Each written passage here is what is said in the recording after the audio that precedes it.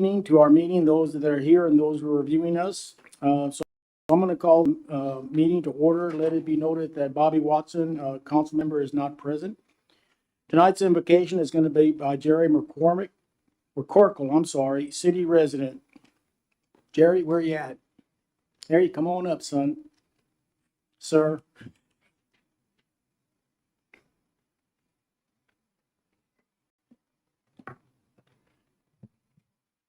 It's an honor for me to be able to lead us in the invocation. I'm asking everybody to stand and remain standing while our mayor leads us in the Pledge of Allegiance afterwards.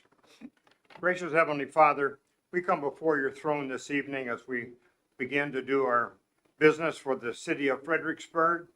We ask, Lord, that you be here with us. Your word says in Matthew chapter 18, verse 20, that wherever 2 or 3 are gathered in your name, you're there with them. So we welcome you to be here with us as we do our business tonight. And we pray, Lord, that everything that we do would be honorable to you, would bring glory to you. You've already blessed us with rain this week, and it looks to me like, from what I could see, that we had a great Oktoberfest.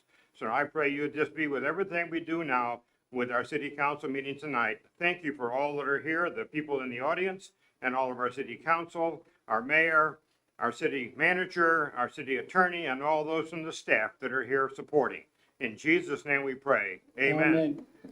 I'm going to do something a little different. I've asked Eric Hemerson to please lead us in the pledge. Allegiance to the flag of the United States of America and to the republic for which it stands, one nation, under God, indivisible, with liberty and justice for all. Thank you, Eric. I appreciate that. Thank you. Employee recognitions. Kent? Mayor, members of the council, I just have one employee recognition to share with you this evening. This is from Patrick Keating, who lives on Lower Crabapple Road. I believe he lives in the county. He says, my wife and I wish to thank you and your fire crews for the courteous and thorough inspection of our home last week after a failed air conditioning motor caused a fire alarm from smoke and oil vapor in the attic. The fire department team members literally dismantled the evaporator and inspected it to ensure there was no fire danger, even after the smoke detectors had cleared and reset with no continuing alarm.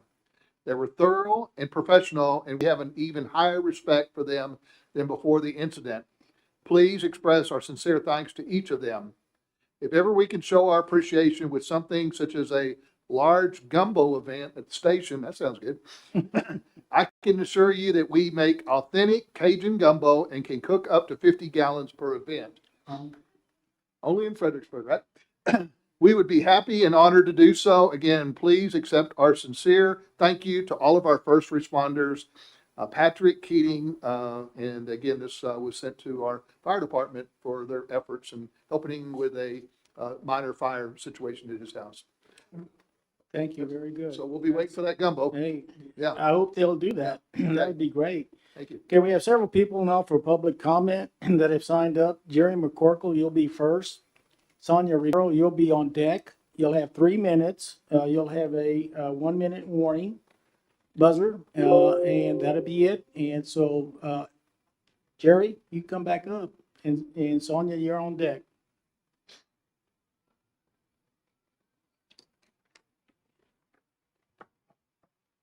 Thank you, Mayor and Council, once again, for the opportunity to speak. Mine tonight is just a plea for our country. I'm 83 years old, my wife is 82, and we've been married for 62 years. We have 3 grown children, 60, 58, and 53, 7 grandchildren, 3 great-grandchildren. And my concern and our concern is not about me, but about our great-grandchildren, what they're going to be facing in the years to come. We haven't had a TV for 4 years, stopped the Austin and San Antonio newspapers because they were so far left-wing biased that we didn't want to take them anymore.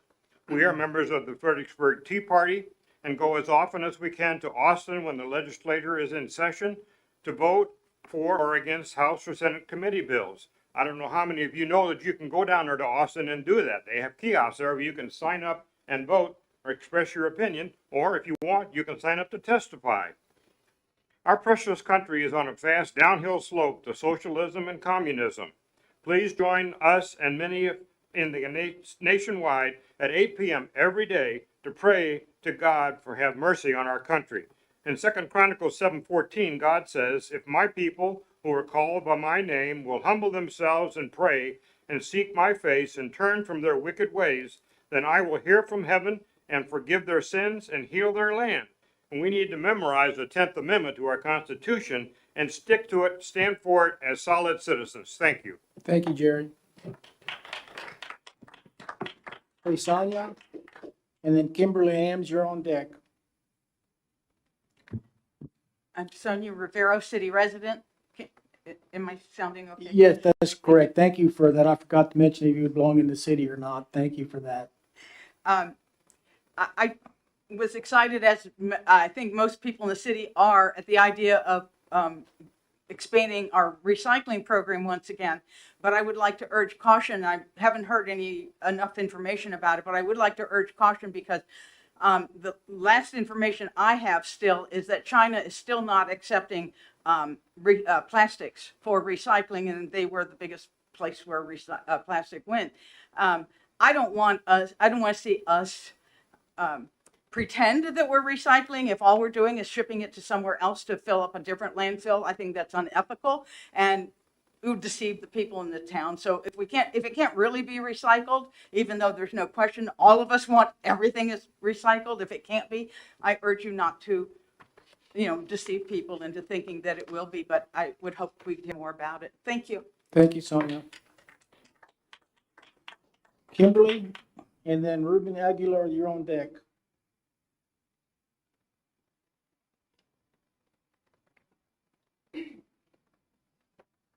Hi, my name is Kimberly. I do live in the city. Can I pass out one Sure. sheet this time? Yes. Just one sheet. You can stop the time, Eric, while she does that.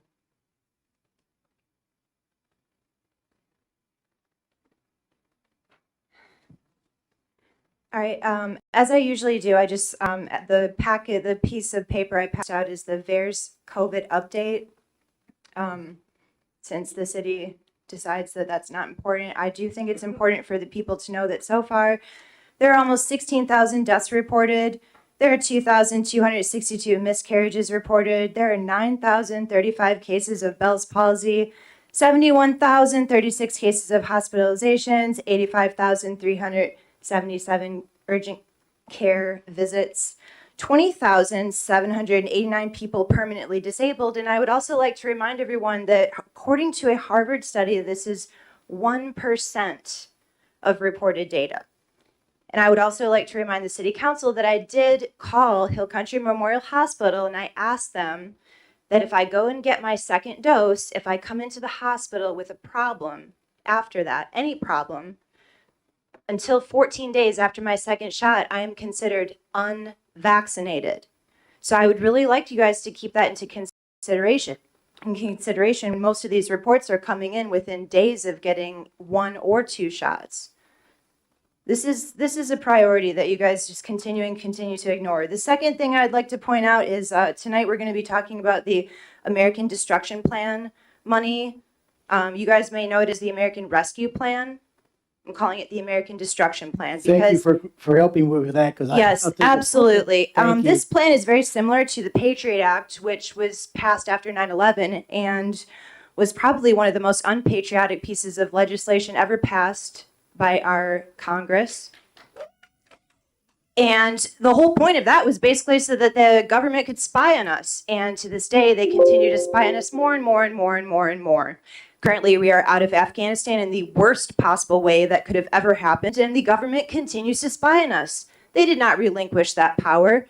So with this American Rescue Plan, American Destruction Plan, you should not be allowing nonprofits to just apply for our hard-earned tax money. If you can't spend it, return it. That's how it works. I know that you think that just because you wrote on a piece of paper that we're in an emergency, that you can just continue to get our tax dollars. That's not how it works. If you can't find a way to spend that money ethically, return it.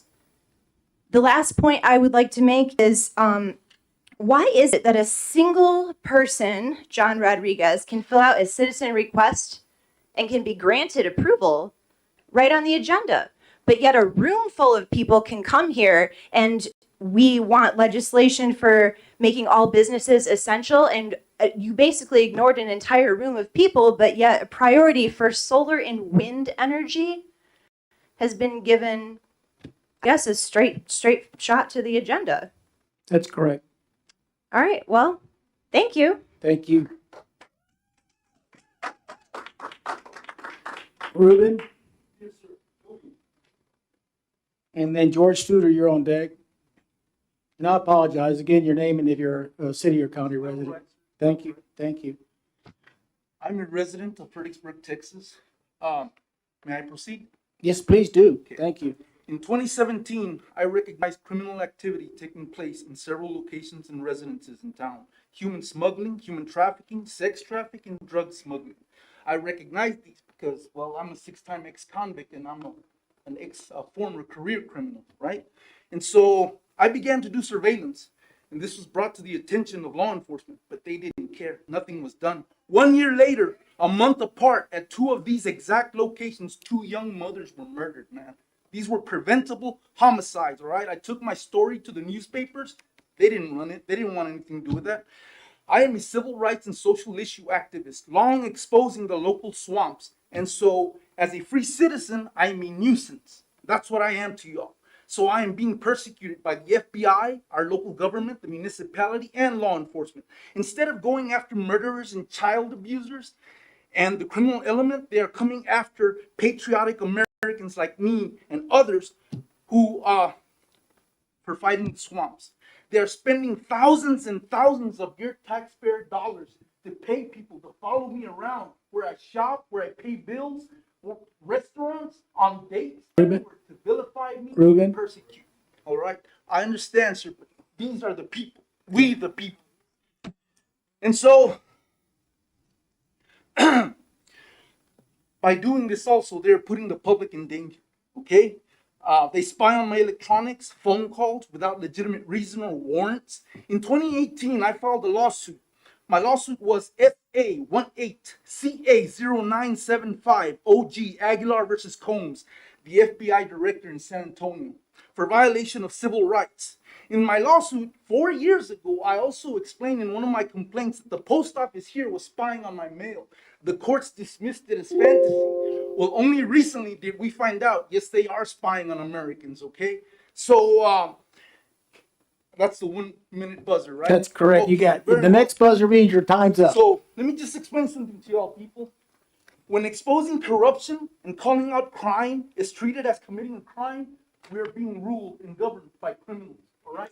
To all you Americans, true patriots who care about our country rather than profit, I encourage you and I urge you, become troublemakers, disturb the waters, all right? God bless America. Thank you, Ruben. George Studer, and then we have Jeanette Harmuth on deck.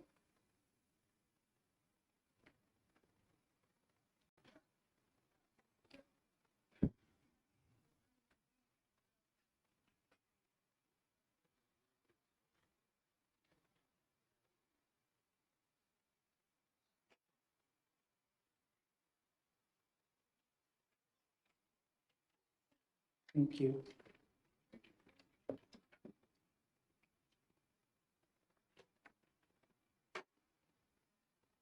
Okay, I'm just going to read this. I was going to try to send it in written, but I missed the deadline. My name is George Studer, a Fredericksburg resident, and I would like to address item 8F. I talked to John Rodriguez today about his proposal to add solar and wind contracts to our energy sources like some other cities have done. I think he expects that Fredericksburg should declare a goal of a certain level of energy dependence on renewable energy sources by a certain date. Public declarations like that require much research and study. I'm used to declaring missions only after much research is done. And I'm not opposed to using solar and wind power at some level since I have heavily invested that at home. And I urge you to listen carefully to what John has to say. There are some cities in Texas, including Kerrville, that have made contracts with renewable energy providers. but we must make our own assessment of costs and benefits and risk factors unique to Fredericksburg and its citizens and culture. We must consider both the nominal operations and the multiple emergency situations. I would start with reviewing and completing the city after action report from February 2021 freeze, this time working in conjunction with the county, businesses, and the public. That should include a broader and deeper consideration of nominal and emergency power provisions. It would include the likelihood of other power and combined emergencies in winter or summer due to rains, storms, local vandalism, accidents, other power shortages in the grid. Trade-offs should be made between nominal power sources and the backup power. The more we choose to use solar and wind power, which have no large capacity battery storage, the more we need to have a reliable local backup power capability. There is also the findings from past power outages, such as 2011 Texas, that adding more power sources complicates the control and puts it more at risk for failure. That's recommendations from them. I recommend that the study assess reliable and capable energy storage for emergency, like gasoline, natural gas, liquid propane. We decided to buy more generators, but what about emergency fuel for them and for the community as well? We build extra storage tanks for water. Why not storage for these more energetic batteries? I do not recommend participating in programs like the American Cities Climate Challenge, a climate change initiative which is funded by Bloomberg and awarded to 20 cities, including Austin and San Antonio. These programs have a deeper agenda, and they're not just about solar and wind energy. They're pushing other programs associated with solving climate change that we may not want. Well, when it comes to electrical power, let's identify specific problems and take the time to assess them. We may be able to take advantage of government programs like I'm aware of, I do technology all my life, so DOE solicitation called Local Energy Action Program helps funds an assessment, and that deadline for that proposal is December 17th. And I gave you the email, but there's a bunch of others too that we could use. The main message is when you hear him, think about studying it and how we would understand it. I mean, we're not going to stop solar and wind power from happening out there, but what do we do here as a result? Thanks, George. Okay, Jeanette Harmuth and Tom Marshall, you're on deck.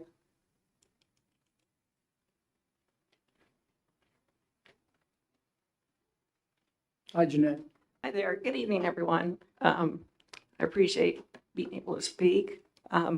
I wanted to thank the council for their vote last time on the taxes and for keeping things, holding the line a little bit there.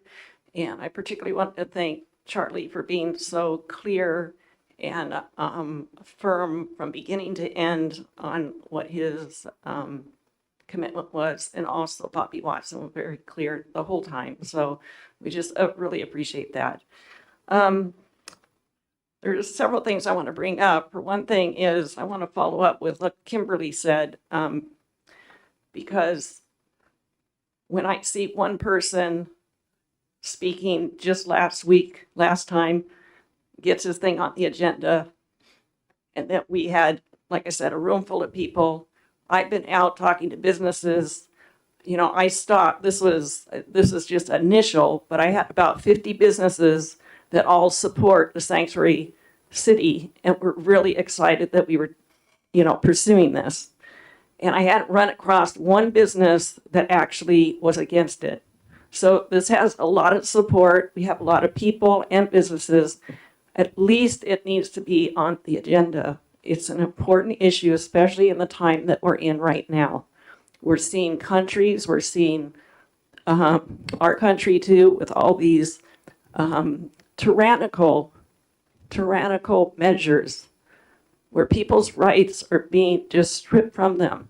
And we're looking like Nazi Germany. And it's horrendous. You see in Australia what's happening there. People can't even go to the grocery store. They're getting shot by the police with rubber bullets. And every person's being stopped. Let me see your papers. Let me see your papers. Let me see. Is that what we want here? And I just want to say that the council, you have a really unique responsibility that God has put you here in this time and to care for your constituents and to protect them. Your oath of office, again, is to uphold the Constitution. And those rights that we had taken, and everybody's very nervous now because it's coming down the pike again, but even worse. What are you going to do? We're calling on you to do your job, and we need you. So this is a critical moment. So we ask that you put it on the agenda. I'd be happy to talk to y'all, but thank you. Thank you, Jeanette. Tom, you're up, and then Robert Phoenix, you're on deck.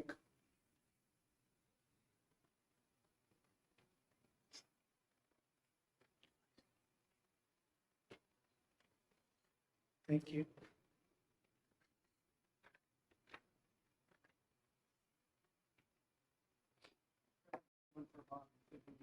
Yeah, we'll see to that. Yeah, Shelley will get it to him in his box. Good evening. I'm Tom Marshall, resident of Fredericksburg. Do you believe in the golden rule? Well, I do. A couple of months ago, I brought to your attention that I was slandered in the minutes of the council meeting. Even after the mayor directed the comment to be changed, the comment was published online recently without change.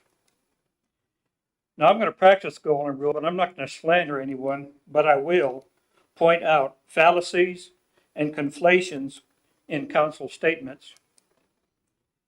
I would like to thank Kathy for her reply last meeting to the citizens' demand for business declaration. At least she had the decency to respond. But here are some problems with that response. First, she summarized the statement with, "You do not need a declaration." Necessity is an incomplete argument without a qualifying statement to say to what end. Example, "You do not need to eat" is a true statement, but it is incomplete. If you say you do not need to eat if you do not want to live, that is a complete argument. So the question remains, to what end do the citizens not need a declaration? The end currently being, trust your government. They will not trample your rights during the next emergency. Secondly, Kathy does not appear to be familiar with the organization of our city government. If you look at the organization chart, you will see the top of the chart is the people of Fredericksburg. Below the citizens is the council. Now, in my experience, the subordinates in an organization do not decide what their superiors need or do not need. They can offer suggestions and opinions, but they do not make the decision.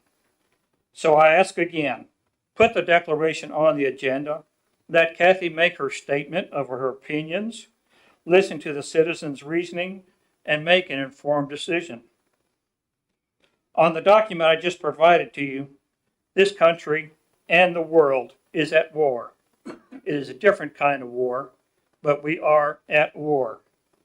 Medical tyranny is just one of the battlefronts. Understand that war crimes do not have a statute of limitations. Be fully informed and make decisions on the topic that you can live with for the rest of your life. On the Constitution that we talked about last meeting, did anyone read the Constitution as our mayor requested and read the part where executive or judicial branches can write law? No, of course you did not. If you did, there would be an agenda item tonight to end the emergency declaration.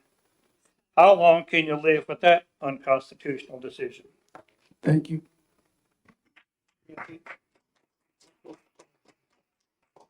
Thank you. Robert? And then Isla, Roop, you're on deck. Isla, I'm sorry.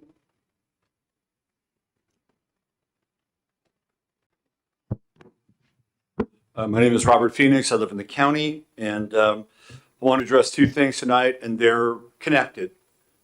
First of all, thank you for for voting for no new revenue on taxes. I think it's a really good start. You listened to the people, and they spoke pretty loudly, so I'm encouraged by that. One of the things that I heard during your presentation was the strain on emergency services, especially during the weekends here when our population swells. And I don't want to sound, how do I say this, xenophobic, but these are services that we're providing for people that don't live in Fredericksburg. And it really puts a strain on our system, from energy to water to waste and refuse. And I noticed that last year, what was it, $3.4 million in hot taxes, is that right? Is that correct? Down a little bit from the year before because of COVID. It looked like it was trending up and to the right. So I'd like to propose that the hot taxes be put towards emergency services in this town, specifically for the swell of what takes place here on the weekends. And instead of doling them out like Christmas gifts when they come in to nonprofits who are probably, pretty worthy of those taxes, we could put that money to use. Now, the second point is that we're going to be talking about solar energy tonight. I'm all for solar energy. I'm for decentralized solar energy. I'm for solar energy on people's roofs, not centralized solar energy that it's a solar farm or a wind farm that is controlled by a third party. People should be empowered to have their own power, and they should be empowered to sell that power back to the city. The city then could sell that power back to the grid, and it could be a win-win for everybody. So if we're going to have a discussion about solar energy, I say let's bring the power to the people. Thank you. Thank you.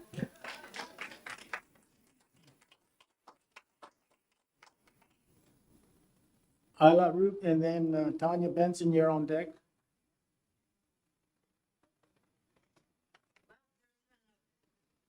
I'm Isla. I live in Fredericksburg.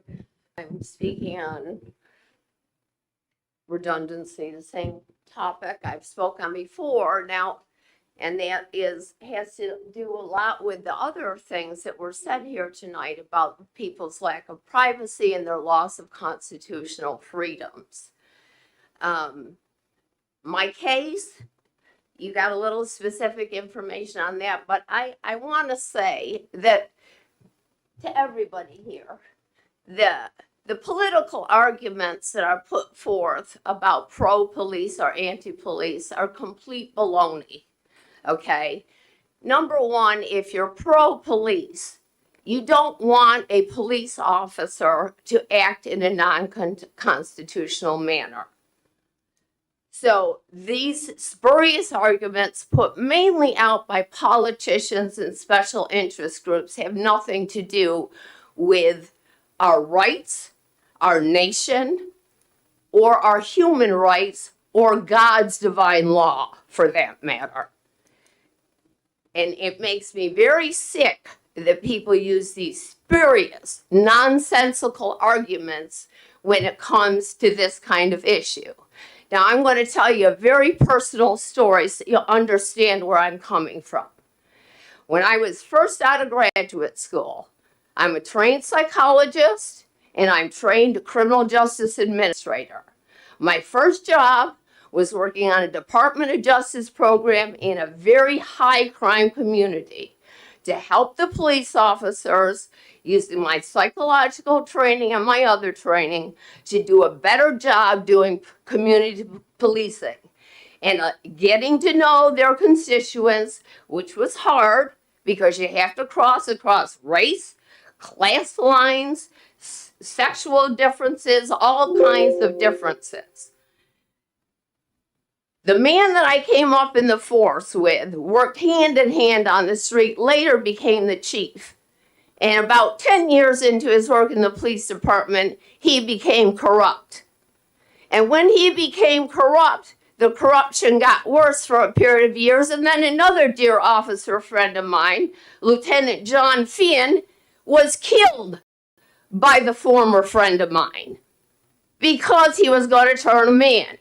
So, corruption in police departments kills police officers. That's what it does. Ultimately. And I am sick of the spurious arguments. You need to do something. The police should be the first ones coming forward when an officer does wrong. Because ultimately it hurts you. Hurts your job, hurts your reputation, hurts your community. That's it. Thank you very much. Tanya?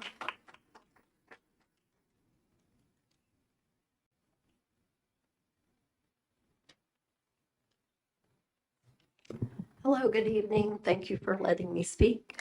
I've been here voting in Fredericksburg and Gillespie County for over 2 decades. What I want to say may seem like a repetition from what we've heard tonight, as it turns out. First, we started out with 14 days to flatten the curve. Now we're at a mandatory vaccination or lose your job. Does anybody really think this is about public health? If you do, you're naive or complicit or both. Now we have residents, local residents, who are forced to choose between their jobs and getting an unapproved injection against their choice, their medical condition, or their beliefs. We are still under a local emergency proclamation, and you continue to refuse to rescind it. It's a false narrative. It's a lie. You ignore the truth, and you take the money under false pretenses, and that's wrong. What we need is leadership.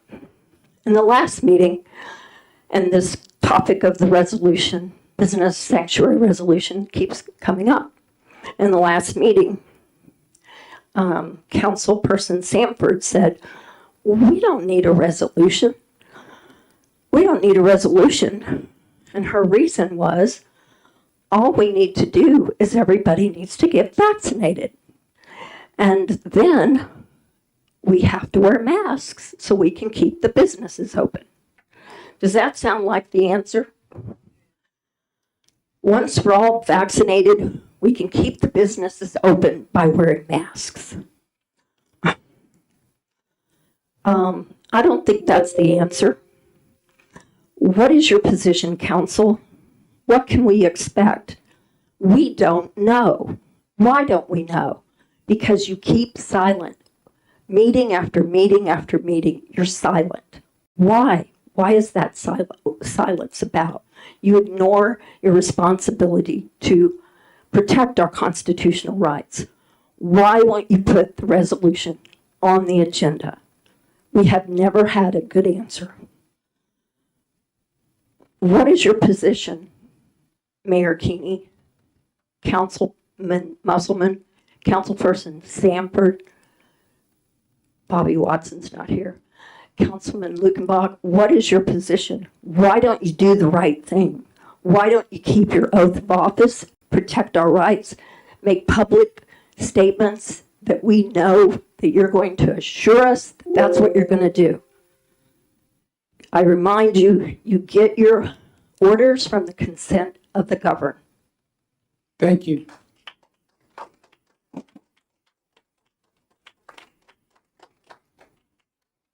That was the last person who had signed up for public comment, so we'll move on to item number 6. Consent agenda. The following items may be acted upon in a single motion.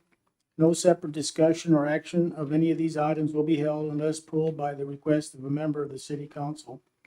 A, consider approval of the city council minutes, September 13th, 2021. Double I, September the 15th, 2021 special meeting.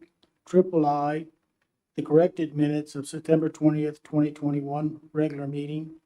And B, consider approval of hosting the Light of the Christmas Parade on Friday, December the 3rd, 2021 at 6:30 p.m. on Main Street.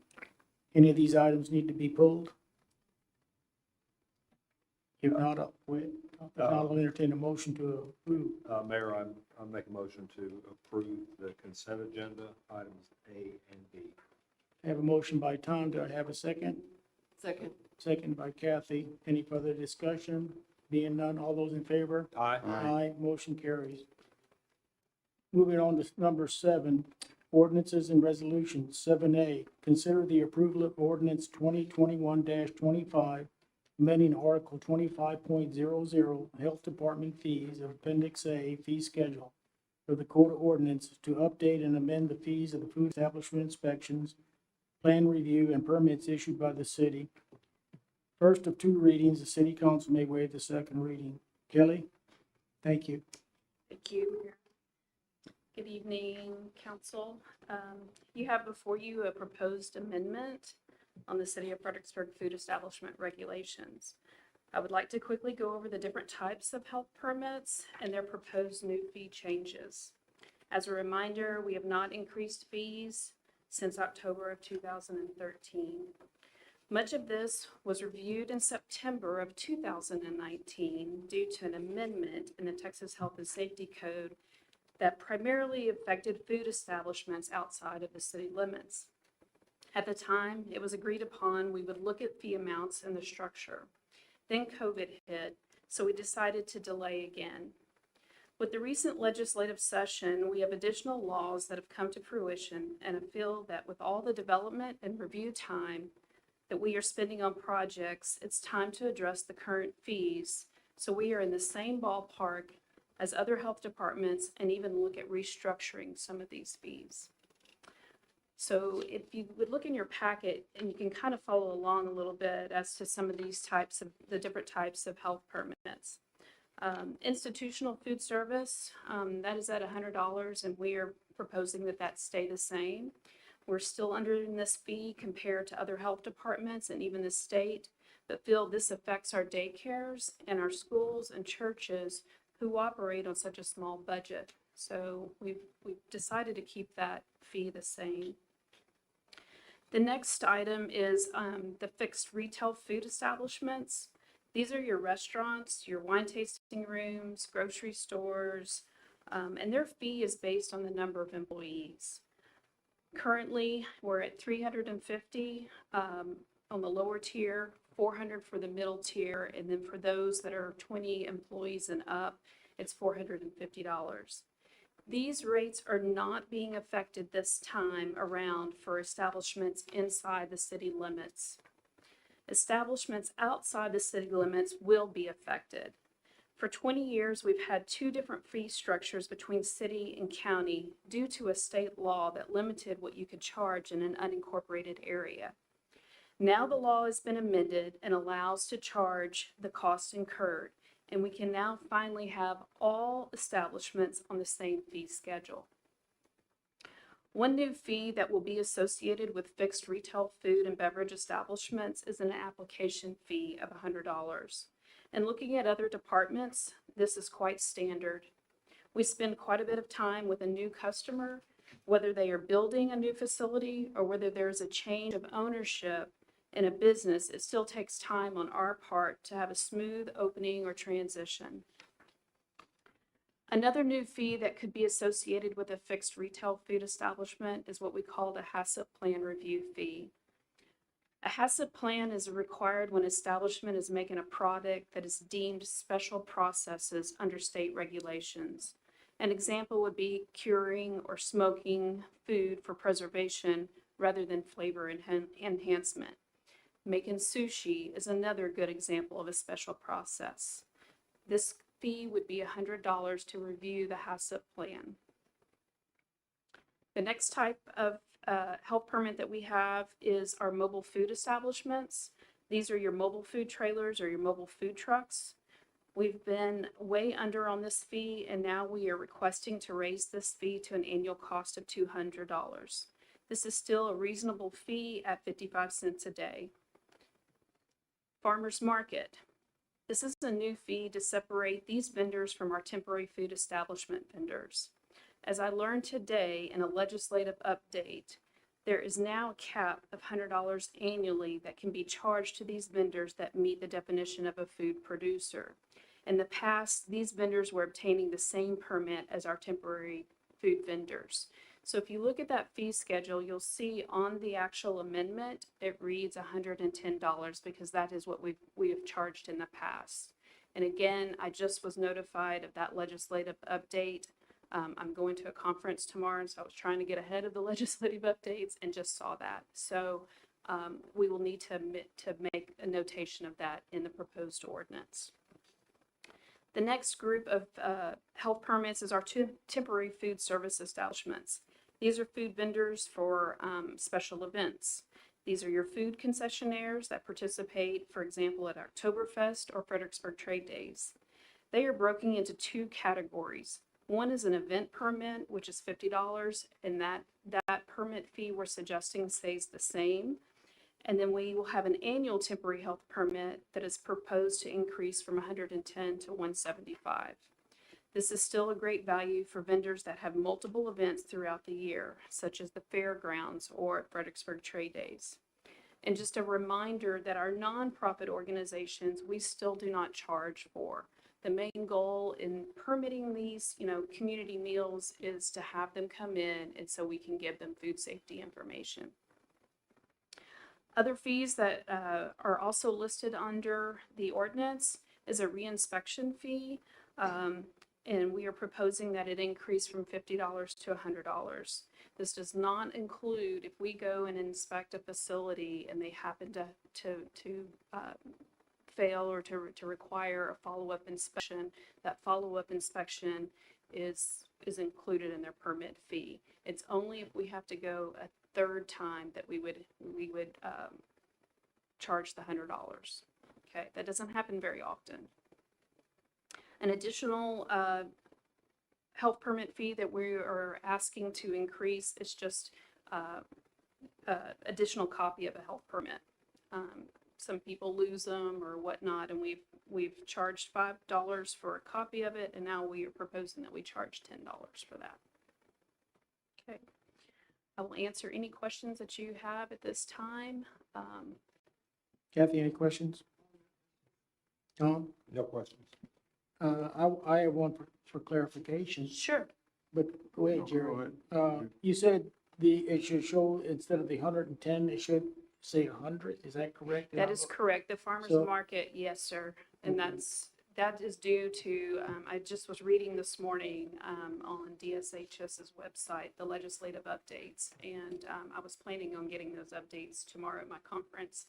And I read that and I submitted it to Daniel. And so instead of it being 110, it'll be $100. So the motion should indicate that, Yes. if it's approved. Yes, sir. Yes, okay, thank Yes, sir. you. Jerry?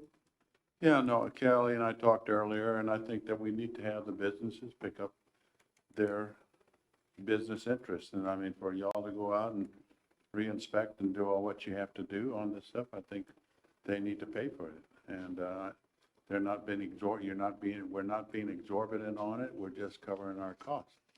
So I don't know, I don't have a problem with it. With that, I'll make a motion to approve the rate changes to the food service.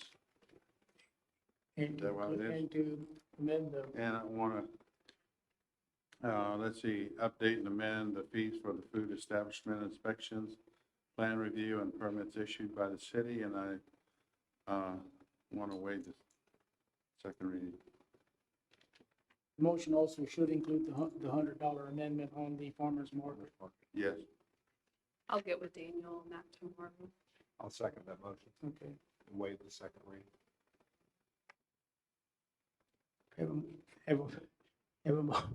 All right, we have a motion and a second. But Jerry and Tom, any further discussion? There being none, all those in favor? Aye. Motion carries. Thank you. Thank you. Thank you, Kelly, for your work and your large staff. Moving to 7B, consider the approval of Resolution 2021-11R, authorizing the Texas Opiate Abatement Fund Council and Settlement Allocation Term Sheet. Kent? Okay, Mayor and members of the council, before you this evening is a settlement agreement for what's called the Texas Opioid Abatement Fund. And recently, the mayor and Daniel and I attended a briefing from the Attorney General's office about this proposed settle agreement. And I'll start the report, but maybe Daniel or the mayor may want to add to this report. The resolution that's before you is, again, the settlement agreement regarding the distribution of funds between the state of Texas and local jurisdictions. The state has entered into this agreement with several major pharmaceutical companies that are involved in the production and distribute of the opioids. As discussed in the information that's attached to your packet, the agreement includes the distribution of some of the state proceeds, 15%, to local jurisdictions like the city of Fredericksburg. In our case, the distribution to our community is estimated to be about $56,000. When we met with the Attorney General's office, one of the questions I asked is the rules on how the funding can be spent. And the response that I got is the comptroller's office is still drafting the rules on how the funds will be spent, and they expect those rules to be out in the next 30 to 60 days. However, I will tell you the goals of the program, and so I assume the rules will track the goals of the settlement program, and I'll read you just what that says here in the handout. The number one goal is to bring the most possible money back to the state of Texas. The Attorney General's office feels like this is the best option in order to maximize the funds is through a partnership with political subdivisions where a large percentage agree to release the claim. So in approving this, we're releasing our right to future claims. Another goal of the program, and I think the important one, is regarding Senate Bill 1827, 87R, which talks about the Texas term sheet, and it establishes the Texas Opioid Council to ensure that the funds recovered by Texas are allocated fairly and spent to remediate the crisis in Texas using efficient and cost-effective methods that are directed to the hardest hit regions in Texas, while also ensuring that all Texans benefit from prevention and recovery efforts. So again, the rules that will be coming out will require us to use this money for educational and prevention programs regarding the drug crisis. So that's all I have to report on. I'll turn it over to Daniel. He's sitting on the meeting as well as the mayor, and you may have additional comments to add.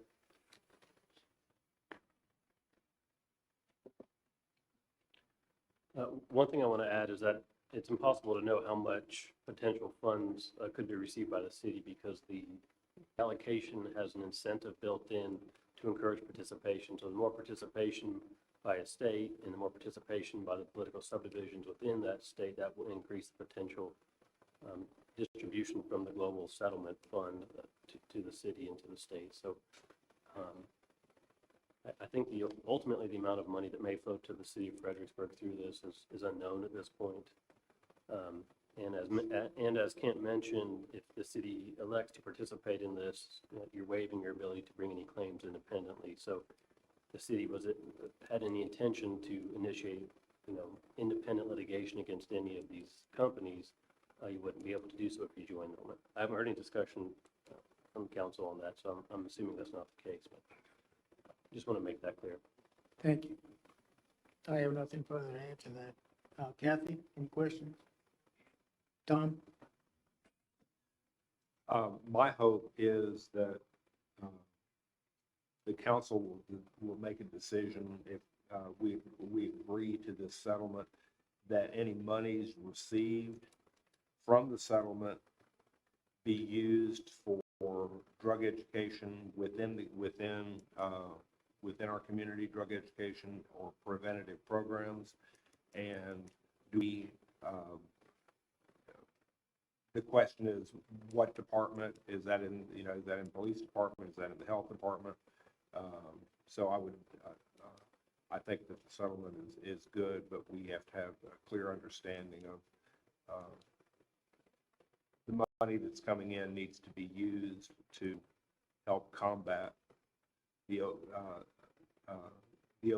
opioid crisis if we have one in our community.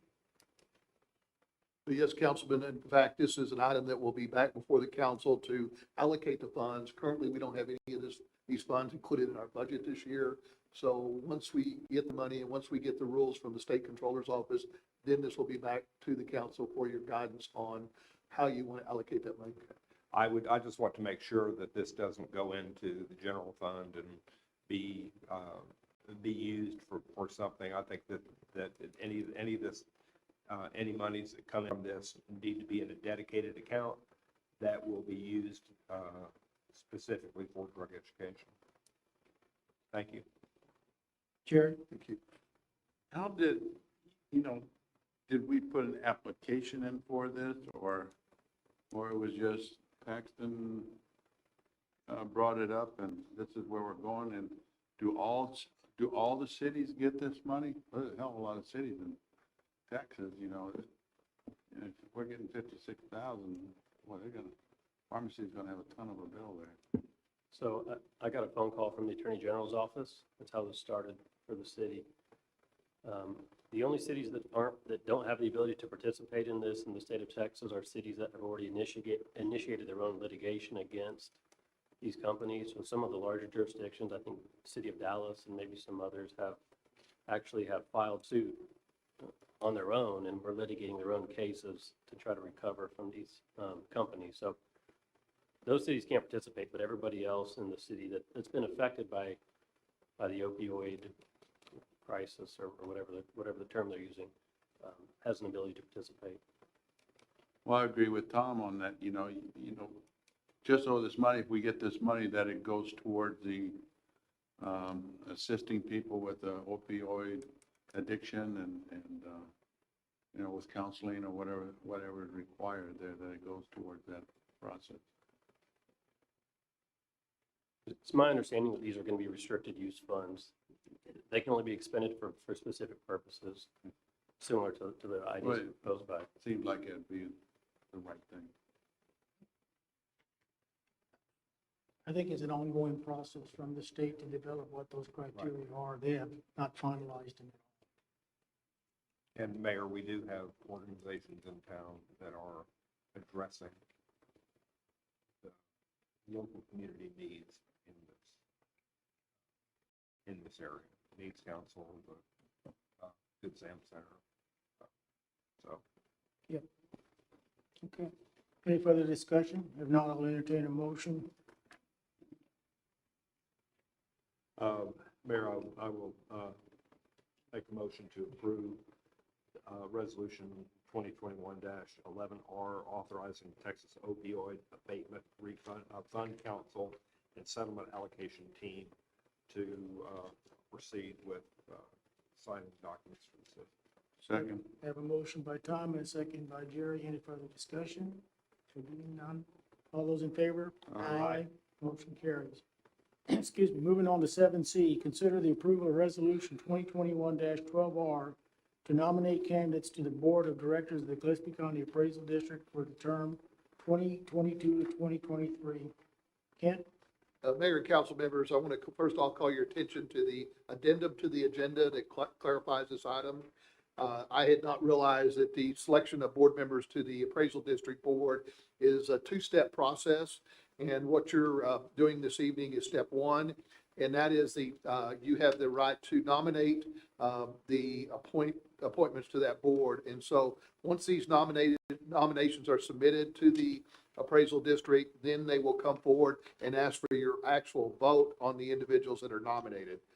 So what we're doing tonight, again, is nominating, if you care to do so. You do not have to nominate anybody, but if you care to do so, you have the ability to nominate board members. As I mentioned in my cover sheet to this agenda item, there are 4 current board members that have agreed to continue serving, if you'd like to nominate them. And those 4 include Nicole Bartel-Carroll, Donald Davis, Tim Dooley, and James McAbee. Tony Klein has indicated he can no longer serve. So those other 4 have agreed to serve if you want to nominate those, any or all of those 4. In addition, I mentioned in my cover sheet to the agenda packet that 1 additional individual has indicated an interest in serving to possibly fill the other seat on the board. And this individual was suggested by a current board member, Tim Dooley. And let me get to that item. Her name is Susan Behrens. I don't know Susan. I don't know if any of you have talked to Tim Dooley. but you might want to consider the possibility of nominating her also, or any other person that you want to nominate to the board. So that's all I have to report on this item.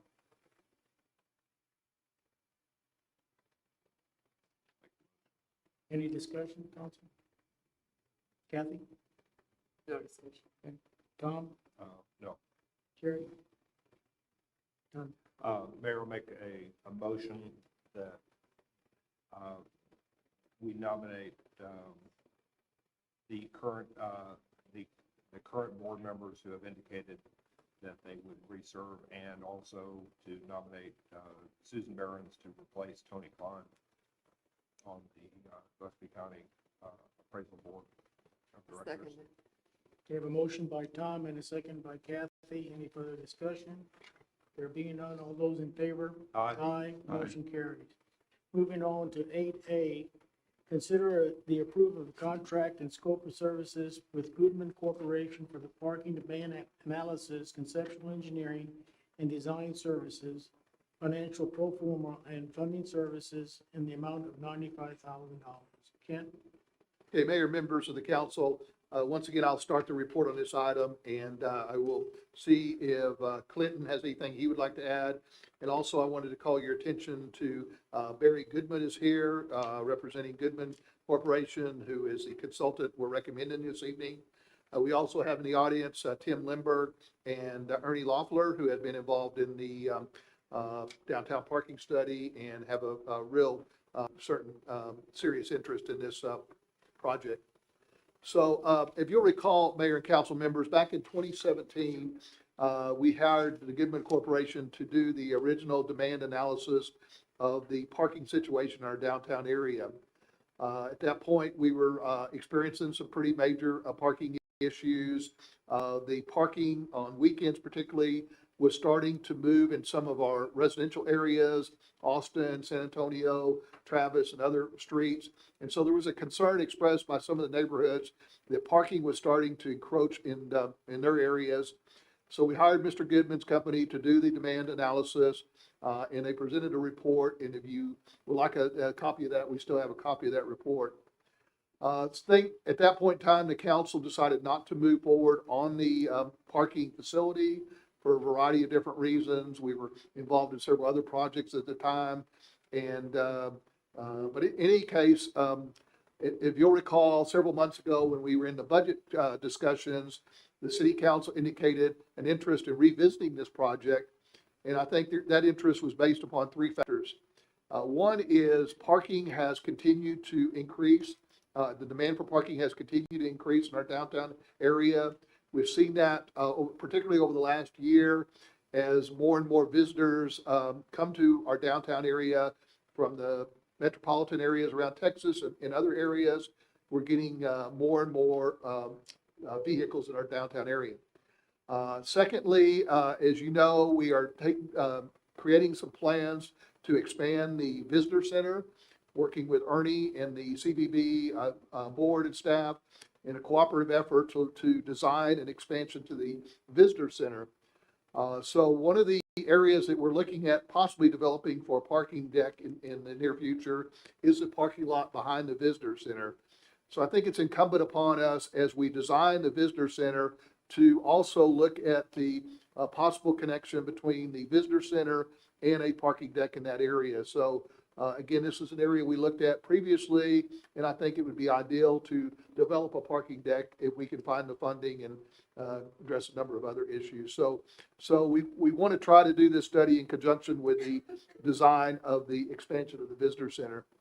And last but certainly not least, next summer we will have an opening of a major hotel facility, the Albert Hotel in our downtown area.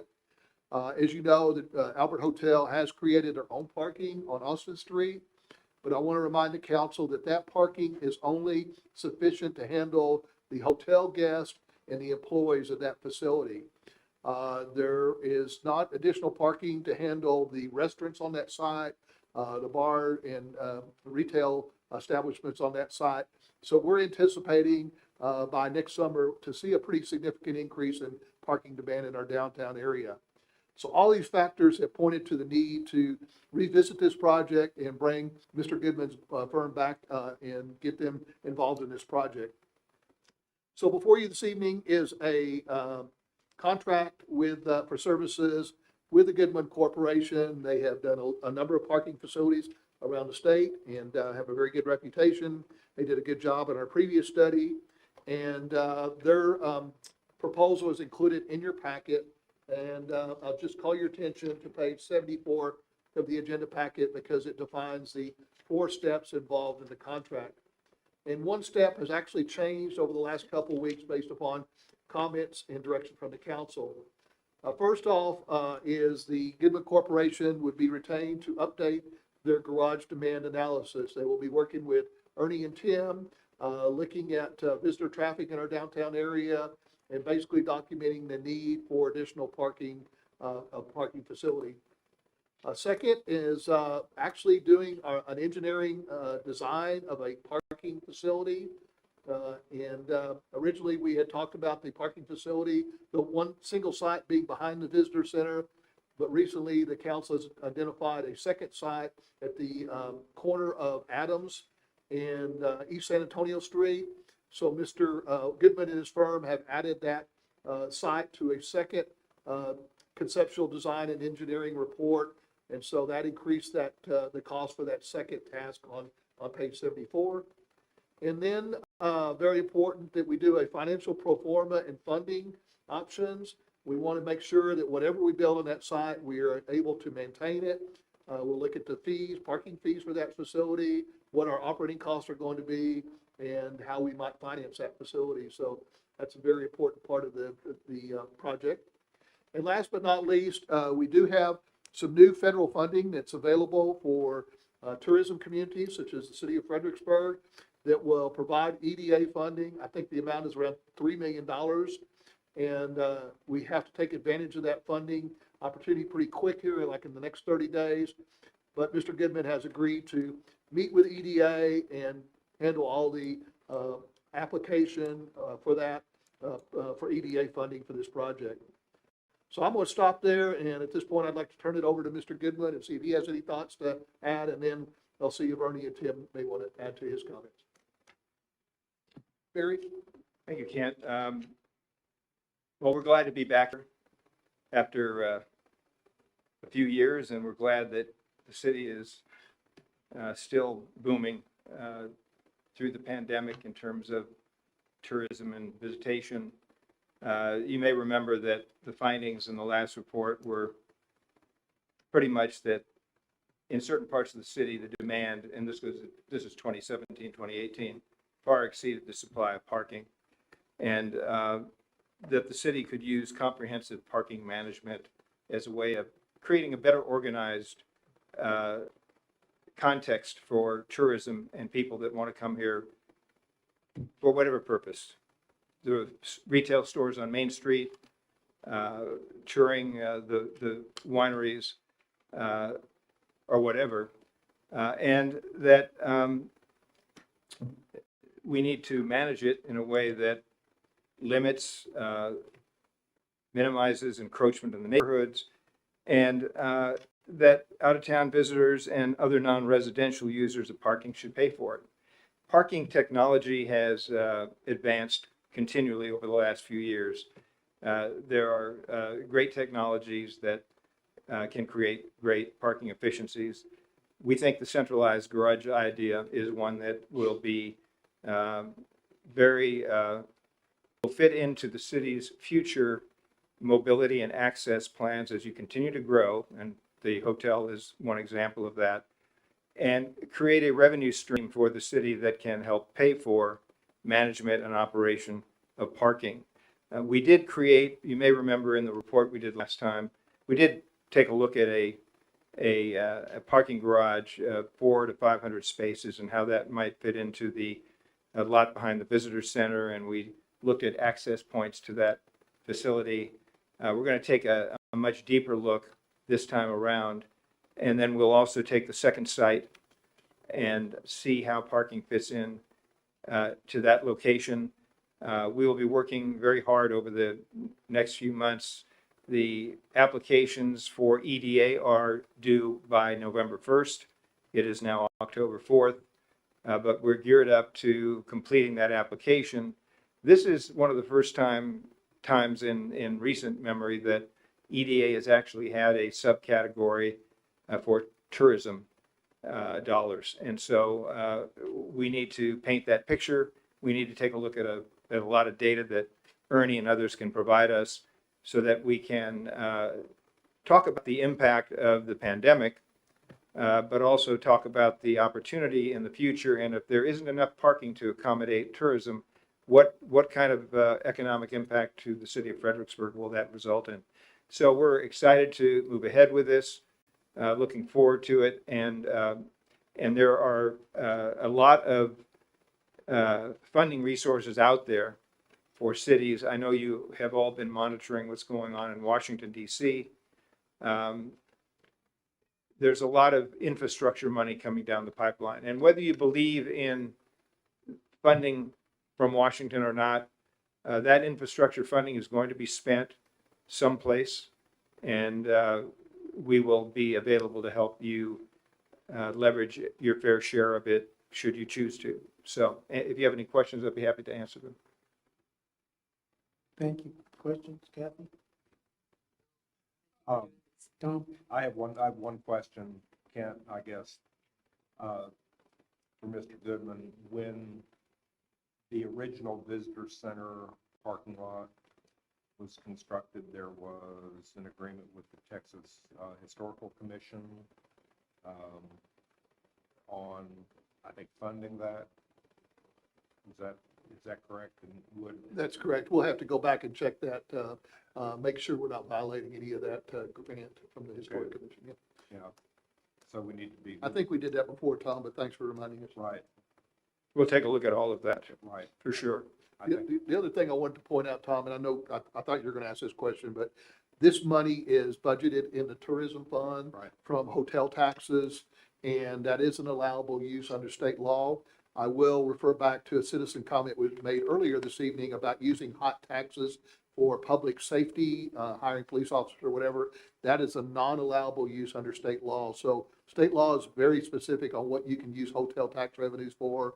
And in this case, you can use it. In public safety, unfortunately, we can't use it. So I guess if you wanted to use hotel tax funding for other,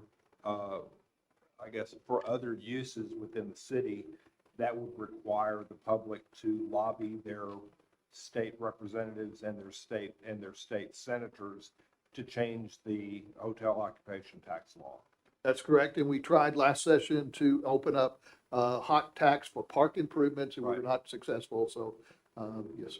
So our hands as a city are tied as to what the allowable uses are, and I'm thankful that we do have the hotel tax revenue that we can use for legitimate purposes within the city, because it does help keep the property tax rate would be higher if we couldn't use hotel tax on some of the things. Thank you. Just one other thing, I see Krista in the audience from our finance department. The original budget for this project was $80,000, and I just want to make sure the council understands we've added $15,000. That will require a budget amendment at some point to it. Just wanted, because we're taking in this second piece of property that was not anticipated when we put the budget together this summer. You stole my thunder because that was my question. Okay. Thank you for that answer before the question. Thank you. Also, Clinton's going to be working on this project with Mr. Goodman, and Ernie will be working with him. I'll just see if y'all have anything you want to add to that, Clinton or Ernie. Just a couple of things. First of all, I'm working with Ernie on putting together a request for qualifications for the expansion of the visitor center. So we'll see how that would work on the site with any type of parking garage that might be developed. The second thing, speaking of parking technologies,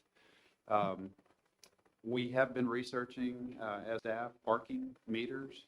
Not really meters, it's just a way to manage parking spaces on Main Street downtown. it's not a meter that you put a coin into. You can do it all on your smartphone, see what spaces are available, secure a space if you're driving into town. Again, to try to make that entire process a little bit more efficient so that people aren't driving around the block and so forth. So I think that's part of this equation.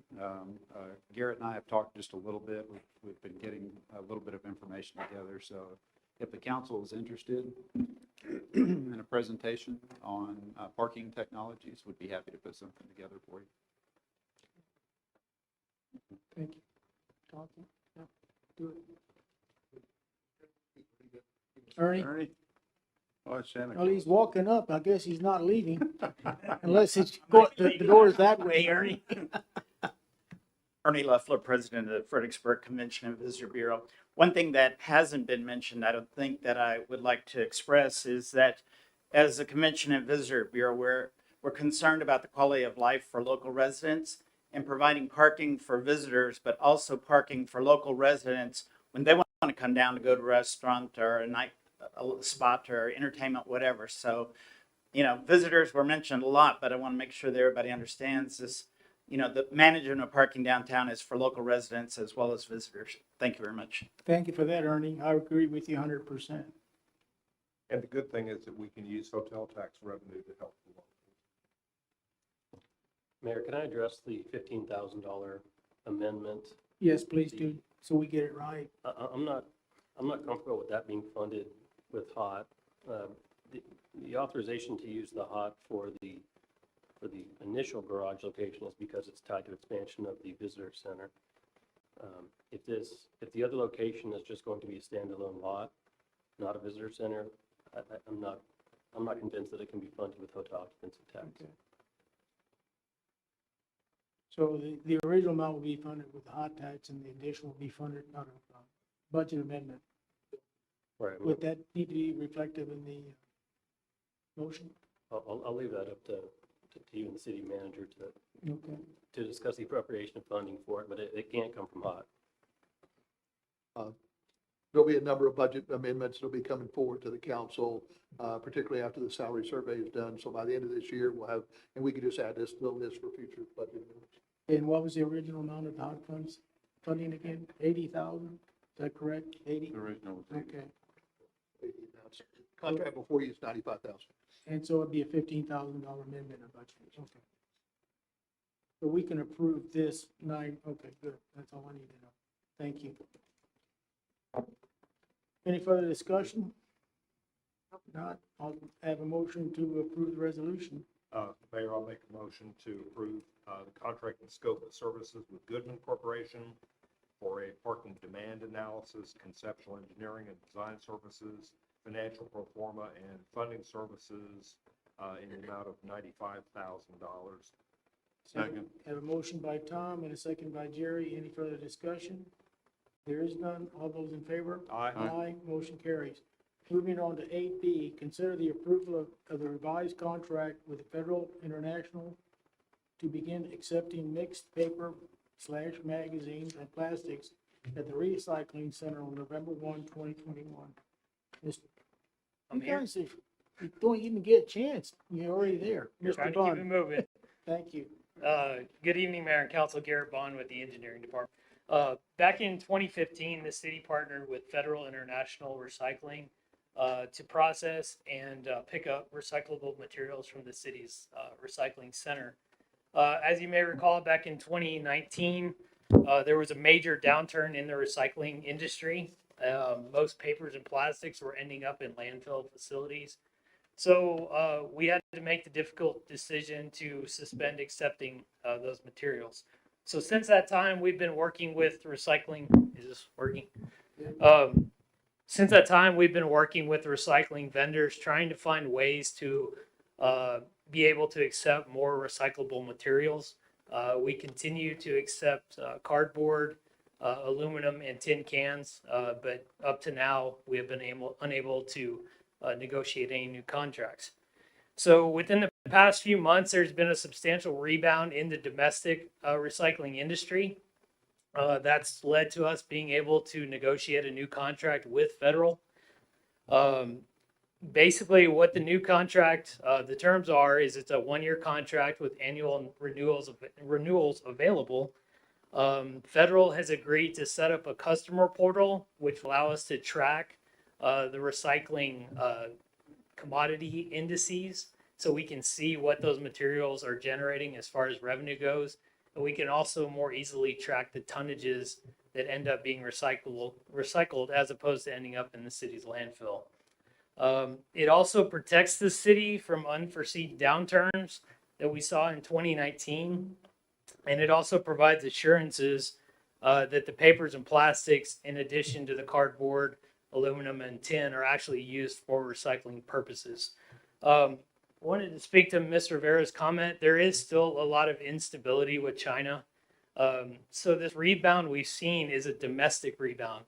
So a lot of the recycling vendors are very pleased with that. And then if things stabilize in China, they only foresee it going up. So this is a good thing that's happening right now. So be happy to answer any questions you may have. But tonight we're recommending approval of the revised contract and to begin accepting mixed papers and plastics at the recycling center starting on November 1st.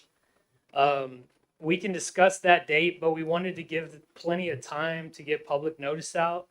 And we also need to rearrange some things at the facility. The compactors and balers have been moved around a little. So we wanted to make sure the employees had plenty of time to move those things back to where they were before, and also put some new signage up for better directions at the facility itself. So with that, I'd be happy to answer any questions. Jerry? Oh, I think we need to put it in the paper and let people know that they can start saving back like their plastics and newspaper and things like that. And, yeah. I talked to Lee today, so kind of put her on notice that this is potentially coming. So we can get something out, but just want to make sure y'all are okay with that date being acceptable. That'd be a good headline for you, Sam. Recycling is back. Thank you. Except glass, right? No glass? Yeah, we even had them put it in the contract. Unfortunately, there's just not a market for glass. Unbelievable. Just remember, There would be a charge of $100 per ton to haul it off, and they've already said we don't recycle it. It would go into a landfill. So Just remember, glass is sand in another form. you could. Tom? So a question I have, Garrett, is, the last time we were recycling stuff, it ended up, the recycler that we had at the time was hauling our stuff to another dump. So, another landfill. So do we have assurances that, number one, the recyclables that our citizens are bringing to us are not going to end up in another city's landfill? And if we have that assurance, then if there's no market, we go back to the old way. It's not taking that much space in our landfill right now. We wouldn't be saving that much space within the cubic yards in our landfill. But I don't want us to throw our trash into somebody else's landfill when we have a landfill that's. that was a problem in 2019. We didn't Right. have a firm contract, so all of a sudden we were charged for them to haul off the materials, like they said with glass. And those fees we were paying was so they could dump it into another landfill. Okay, and that's in this contract. Correct. Has specific language that prohibits them from doing that? As much as we can get, we're not going to trail the trailers to see where they go, but Do they understand our position that we don't Yes. want them, if there's no market, we don't want you to take it someplace else when we've got a place to take it right now and charge us. We're not gonna pay them. Yeah. we have a new representative that's working with us that's been very helpful. I hope they make a lot of money. Exactly. I mean, that's the name of the game, but it's recyclables is a market demand issue, and in many ways we're a very small piece of the recycling puzzle, and we're not making a lot of money off of recyclables. What we can I think it's good public policy for us to do so. But if it ends up costing us more money, I would suggest that we go back to the old reliables of cardboard and tin and aluminum, scrap metal, which there is continuing to be a market for. And that's why it's just a 1-year term on the contract. So if there are changes, we can talk about them. Thank you. Kathy? I just want to thank you, Garrett, for working this out. I know that many people in the city have been missing the ability to recycle newspaper, mail, and other things, and that they're looking forward to this happening again. So thank you for working with them and getting us a solid contract this time, and hopefully it'll turn out to be a good thing.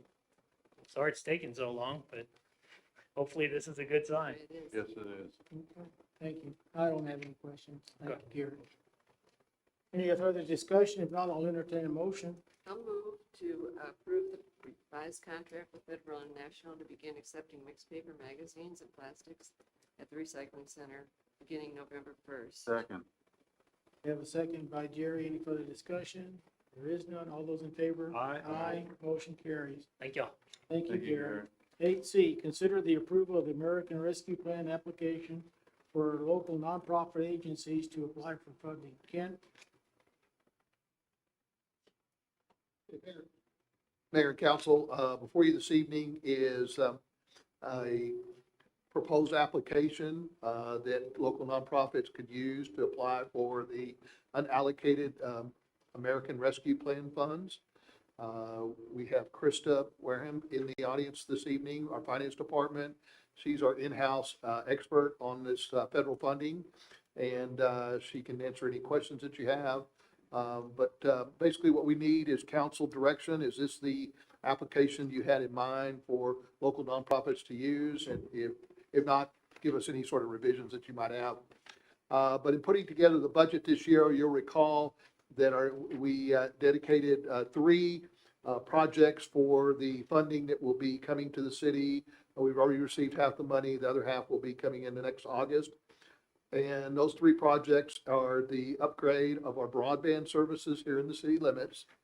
We've allocated some money to purchase some generators for our water tank, water well sites.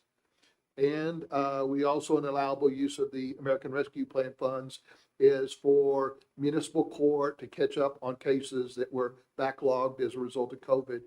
So those are 3 programs that are included in the budget, but we still had some money left over in the budget. And so the council had indicated an interest in possibly offering this to local nonprofits.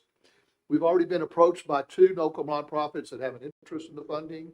That includes the Needs Council and the Grace Center. We anticipate that if you do approve this evening, we will get other agencies that will be interested. So I'm going to stop there, and I'm going to ask Krista to come forward and add any comments that she has, and also answer any questions that you may have. Krista?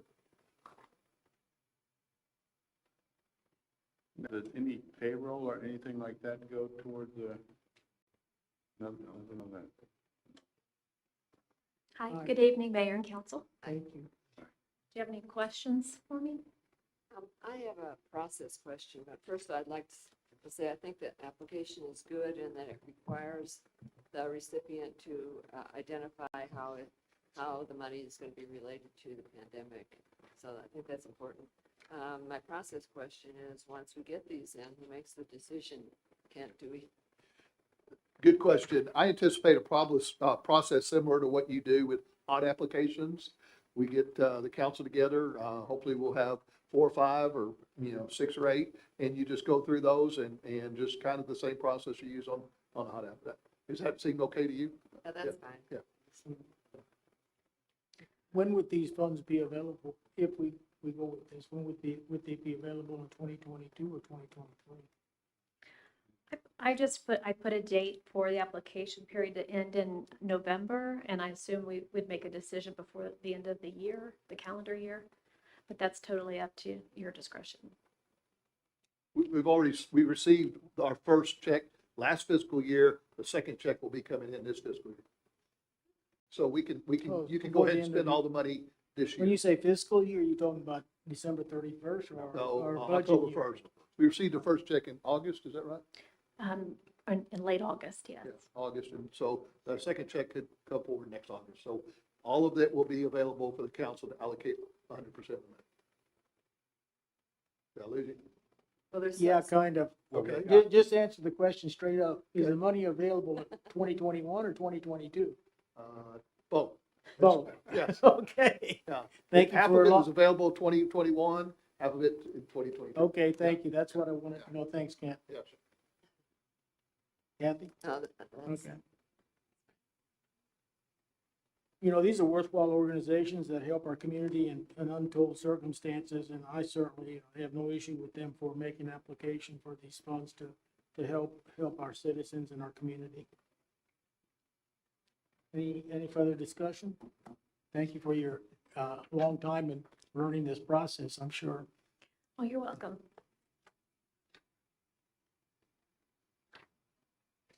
Any further discussion? If not, I will entertain a motion. Mayor, I move to approve the American Rescue Plan application for local nonprofit agencies as developed by the staff of the city manager. Second. Have a motion by Tom and a second by Jerry. Any further discussion? There being none, all those in favor? Aye. Opposed? There is none. Motion carries. Moving on to item 8D, consider and discuss the presentation of the annual animal control fees. Braxton Lehman. Thank you. Good evening, Mayor and Council. Braxton Raymer, Special Services Lieutenant for the Police Department. Got my PowerPoint up there. Right here on this one. Oh, about the Oh, they don't. There we go. I'm here to discuss a proposal to increase our animal control fees. Next slide here.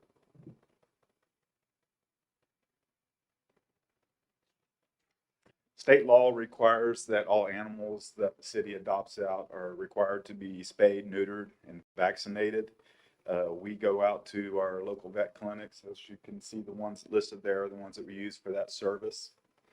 In 2020, those vets have approached us about increasing what we pay to them for those services because they give them to us at a reduced rate.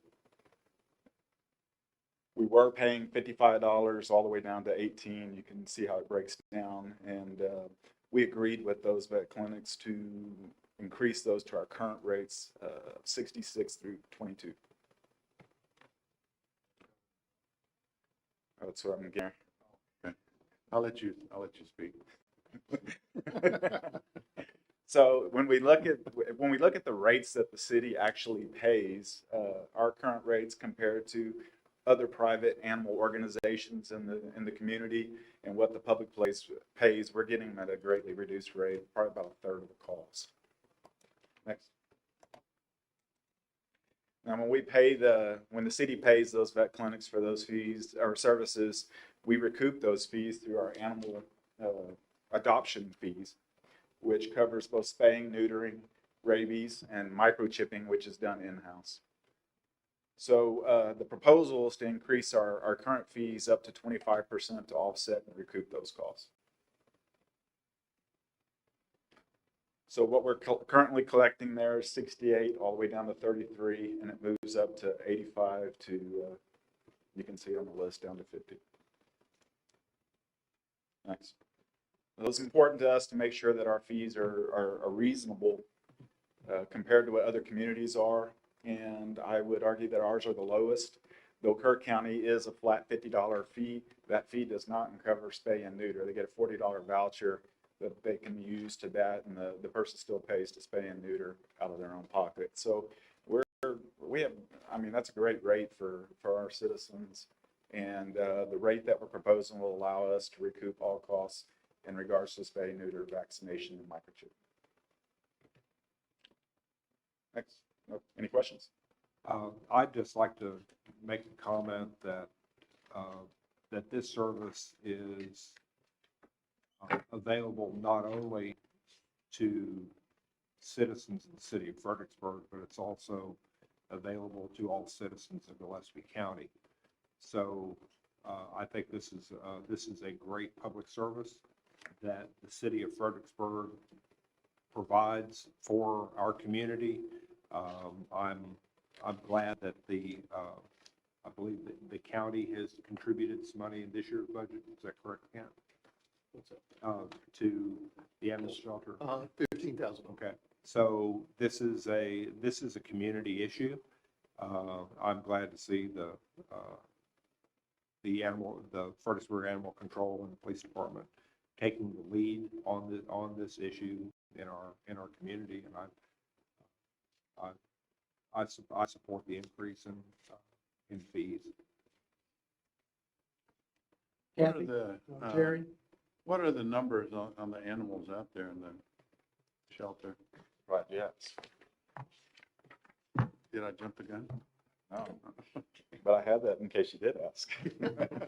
So I pulled the numbers for 2021, and this is from January all the way up to August. And both dogs taken in from the city and county ended up to 292 that we've taken in this year. And of that, 146 were reclaimed by owners and 80 were adopted. And there were some others that went to other rescue or private organizations.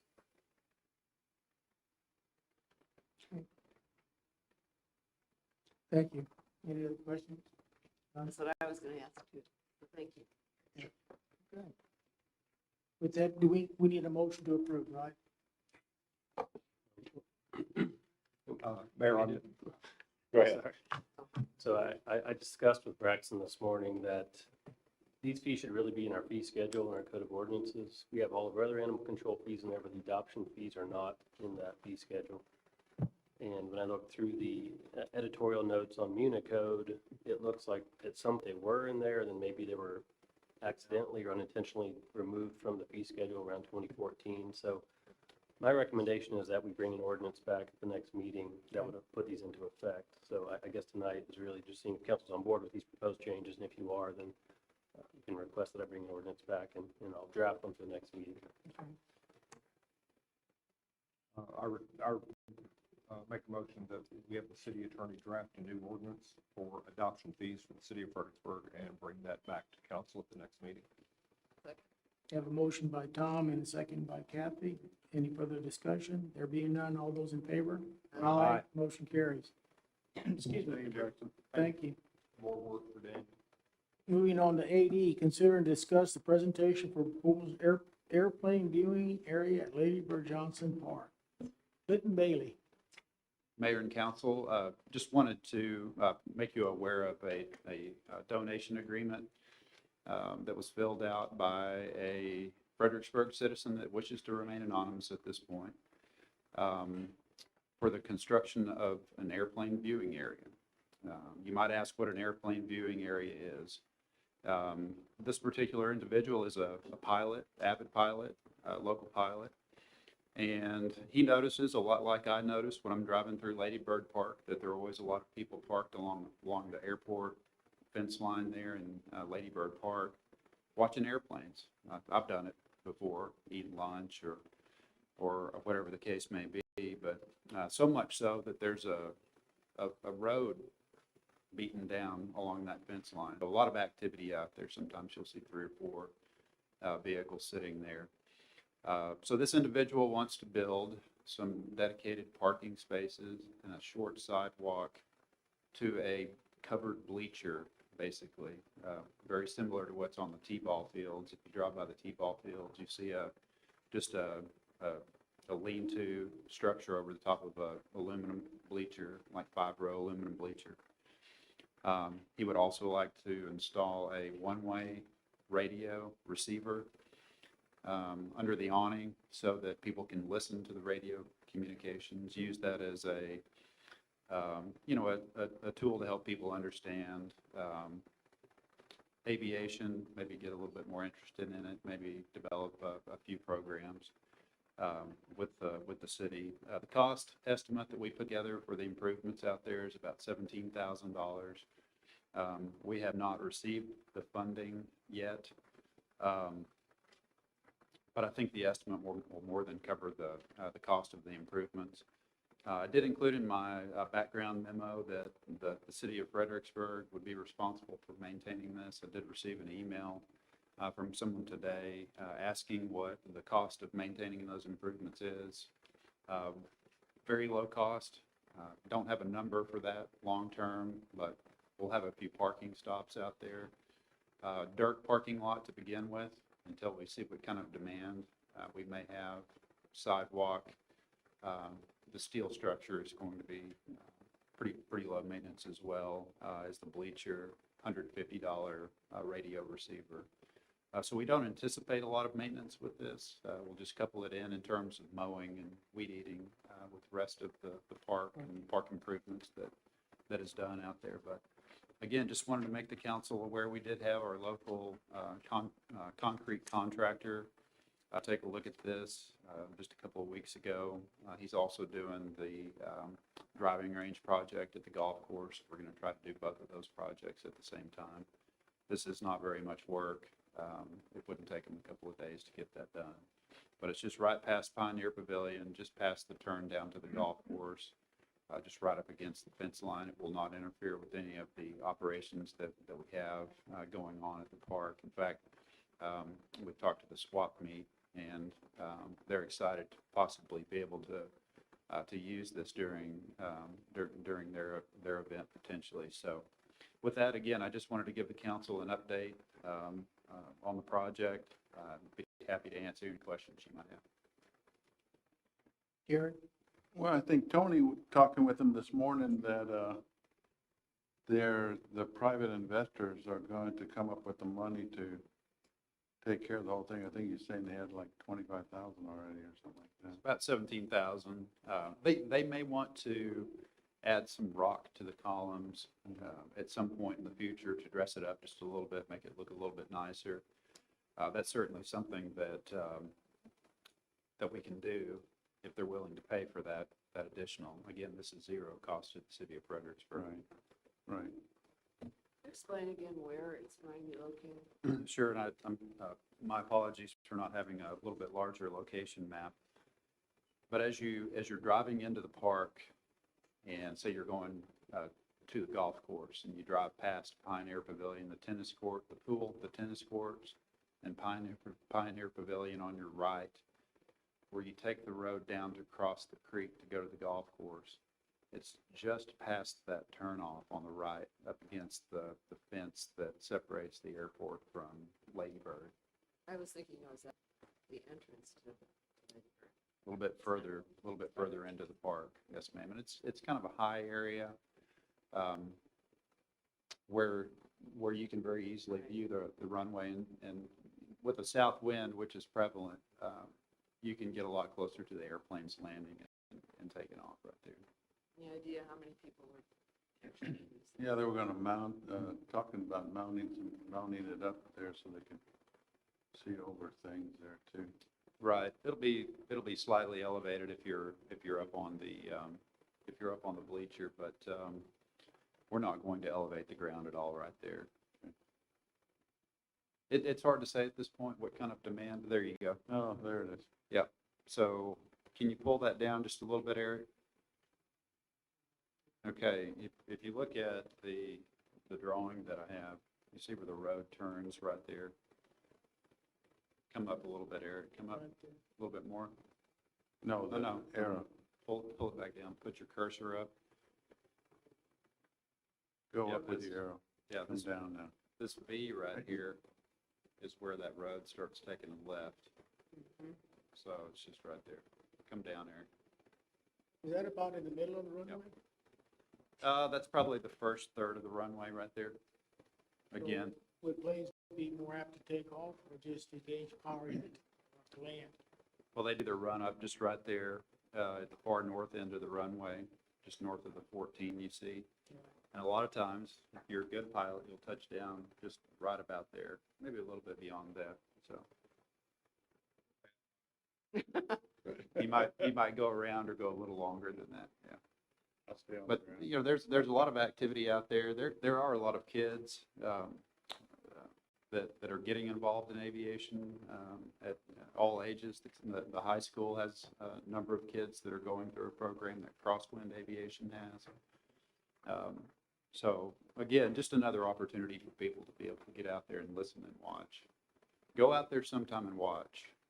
Do all the time with grandkids. But you'll see the cars parked up. Now, I'm gonna ask you a technical question Yes, since sir. you're a pilot. All my kids are all cute and they're waving. When the plane takes off, is he waving bye-bye with his wing? Probably so. Okay. Saying hi. Yeah. Or saying hi, which way he's going. Yeah, In it's fact, kind of cool. Just did that to Garrett Bond and his kids in their front yard the other day. It's kind of like doing this to 18-wheelers. Yeah, sort of like that. Yeah. That means honk honk for the young people. They can't see this, but they can see the. Yeah. Okay. Thank you. I think it's a worthwhile project. We'll enjoy it. We don't need a motion or anything, do we, on that? No. Okay. Any other questions or discussions? If not, we'll move on to item 8F. Consider and discuss presentation by John Rodriguez regarding the solar and wind renewable energy. John? And thank you, and you'll have 10 minutes. If Eric, when you get down to the last minute, John, if you're that far, you'll hear a beep.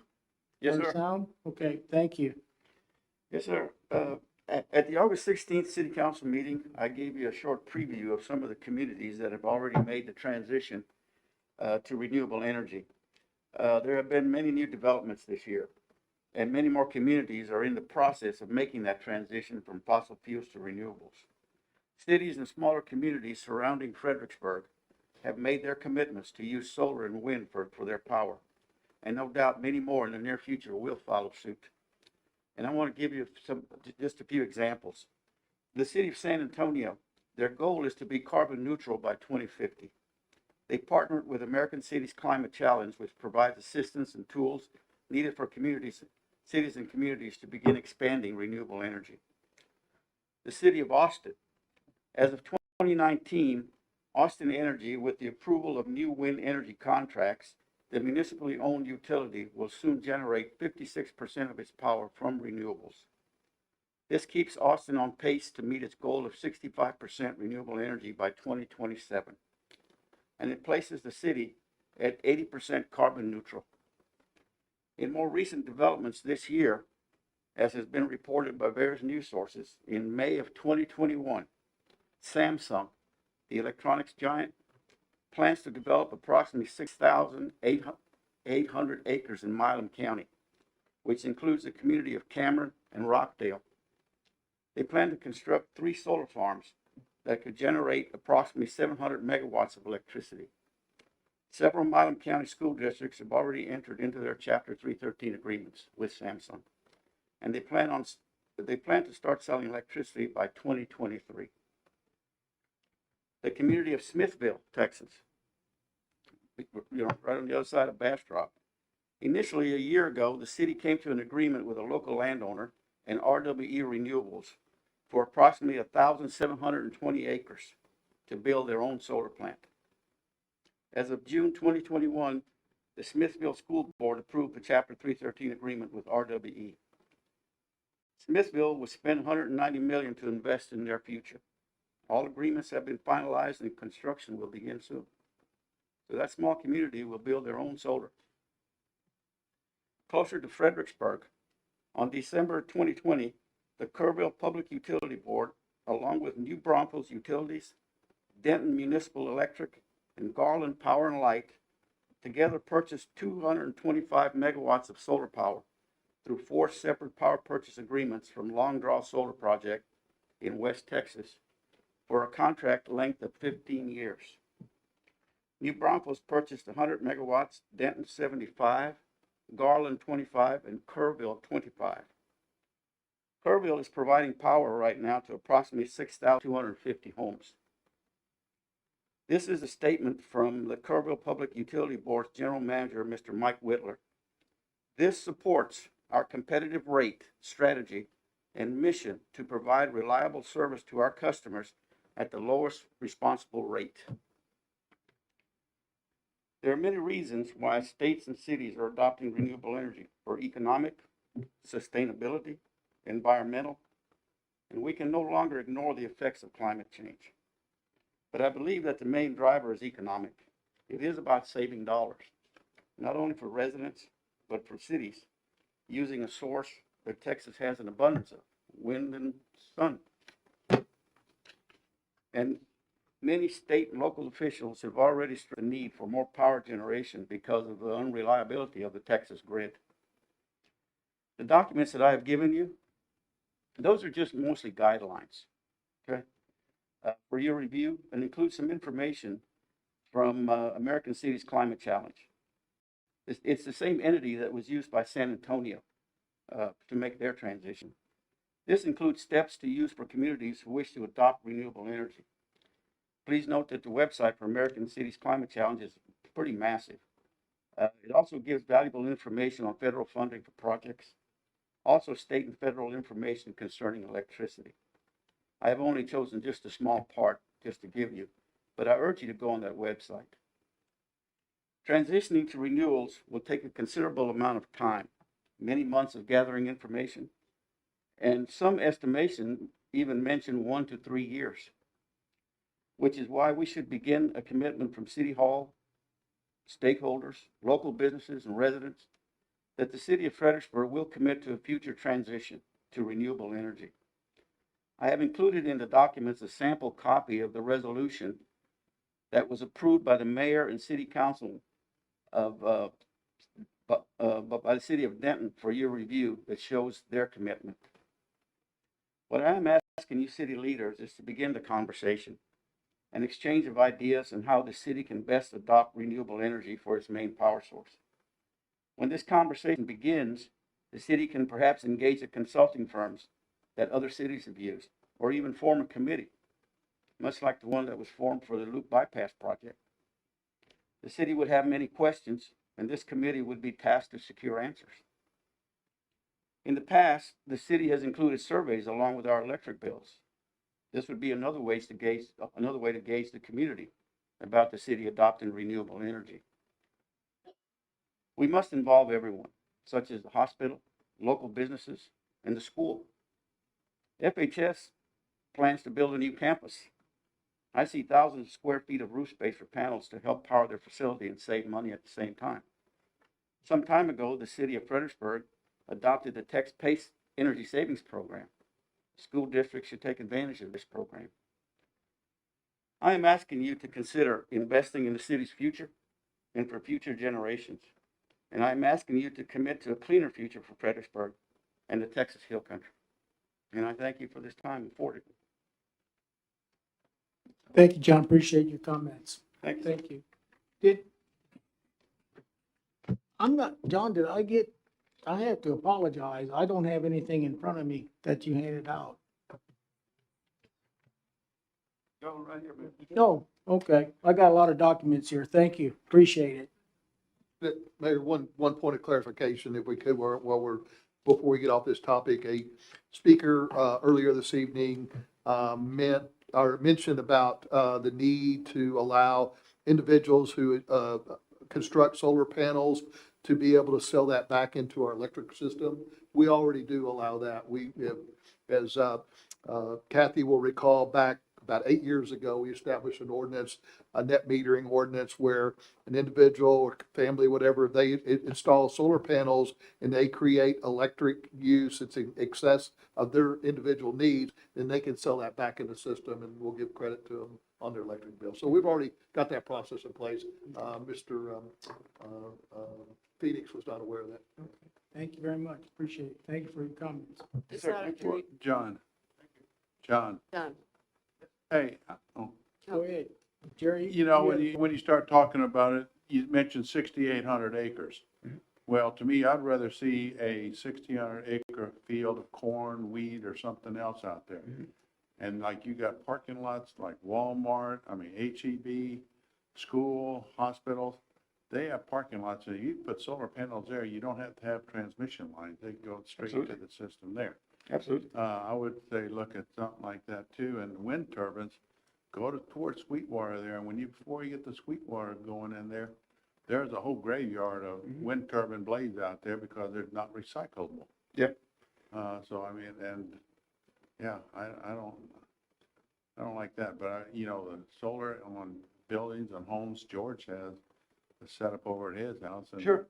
and when I'm out of electricity, I'm gonna go run an extension cord over there and plug it in so I can get some lights and heater. I'm sure his rates are gonna be a whole lot higher than everybody else. Yeah, you're right. Yeah. Yes, sir, you're absolutely right. Yeah, you see those pictures out there, I mean, these beautiful fields are just covered with solar panels and they're not high enough to let anything grow underneath that. But then they have to build all these super power lines, you know, to get it back down, and all those lines are uninsulated. So you have all this electricity just blowing out in the air there. Right. So, yeah, they needs to be a better process. The big majority of all of these solar plants are out in West Texas, Yeah. where there's hardly anything there but jackrabbits and rattlesnakes. Oh, yeah. You know, but that's where all these things are.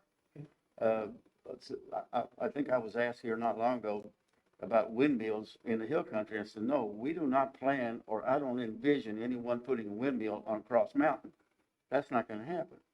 These things are out in West Texas. Well, you know, but there's Out in the nothing cotton there. fields out there. Yeah. Okay, let's keep moving on. Kathy, you got a Well, I guess comment? they have better wind out there too.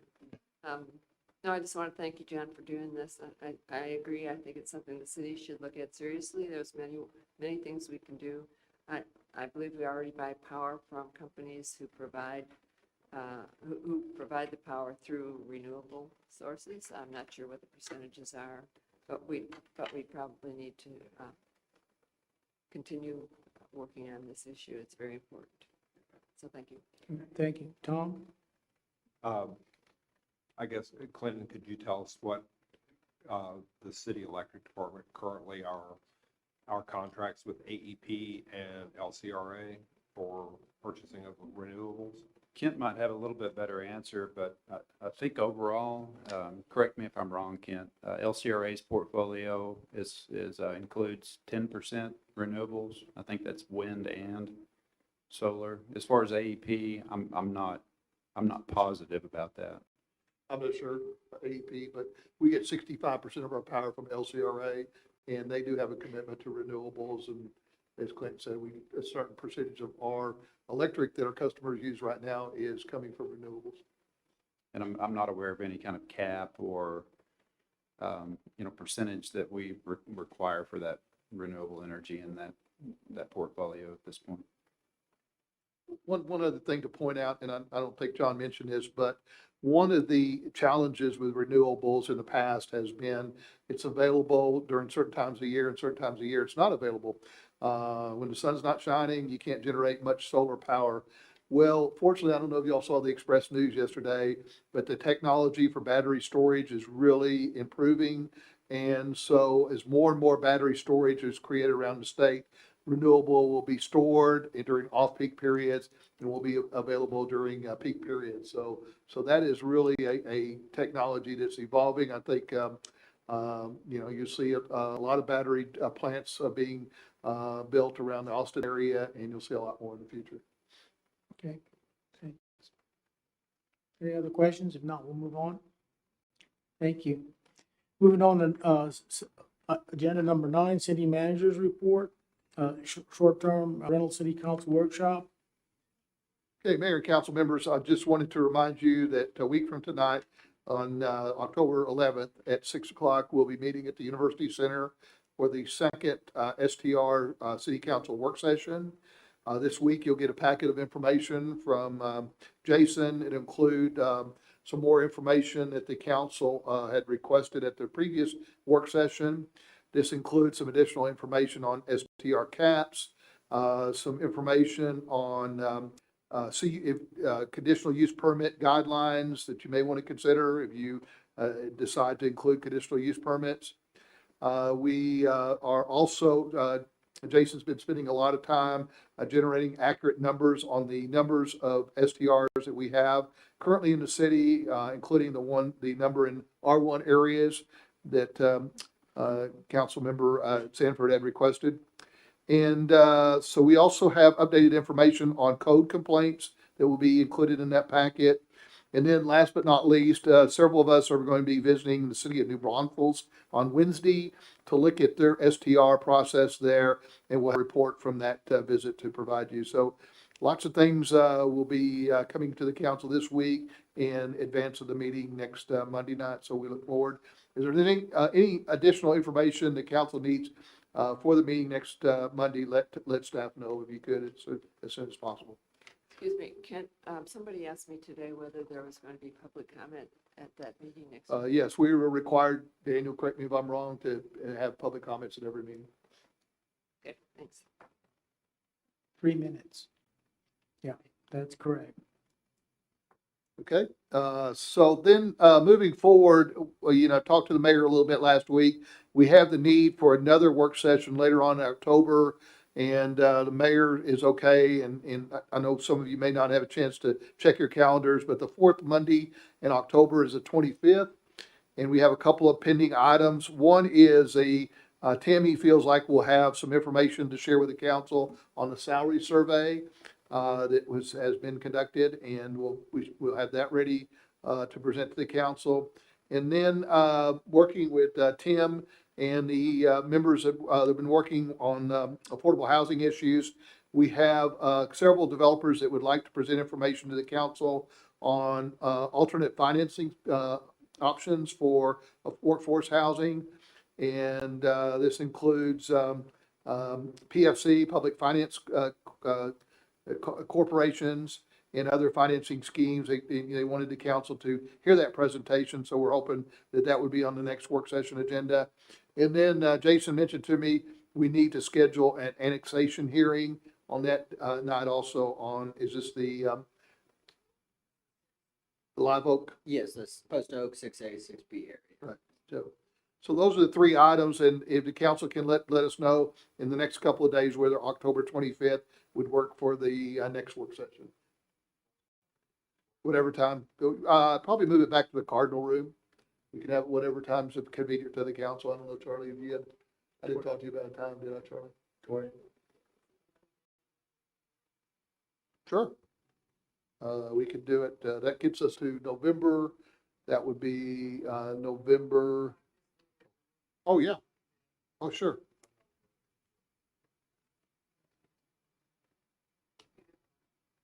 Not 100% sure. Stay with the 25th. We can have it at a different time. What time is it? We got market plots at 9 to 10. Oh, no, this would be either afternoon or evening. Not what I have down. What time the council, you don't have to verify this with Bobby, but. Is there any reason we can't have that workshop here? We can have it here. It's just, the format at the Cardinal Room works a lot better where you sit around the table and you're able to roll up your sleeves and you're not sitting up. Okay, I just was curious. No, wherever. The Cardinal Room's fine. I have no issues with that. Chris, do you want to show off the golf course? Oh, come on. October 25th work? What time? 6 o'clock? 4? We can do it earlier. I'm gonna suggest in the morning. In the morning? Okay. That's a Monday morning, that's fine. Okay. You sure we don't have market plots at 9?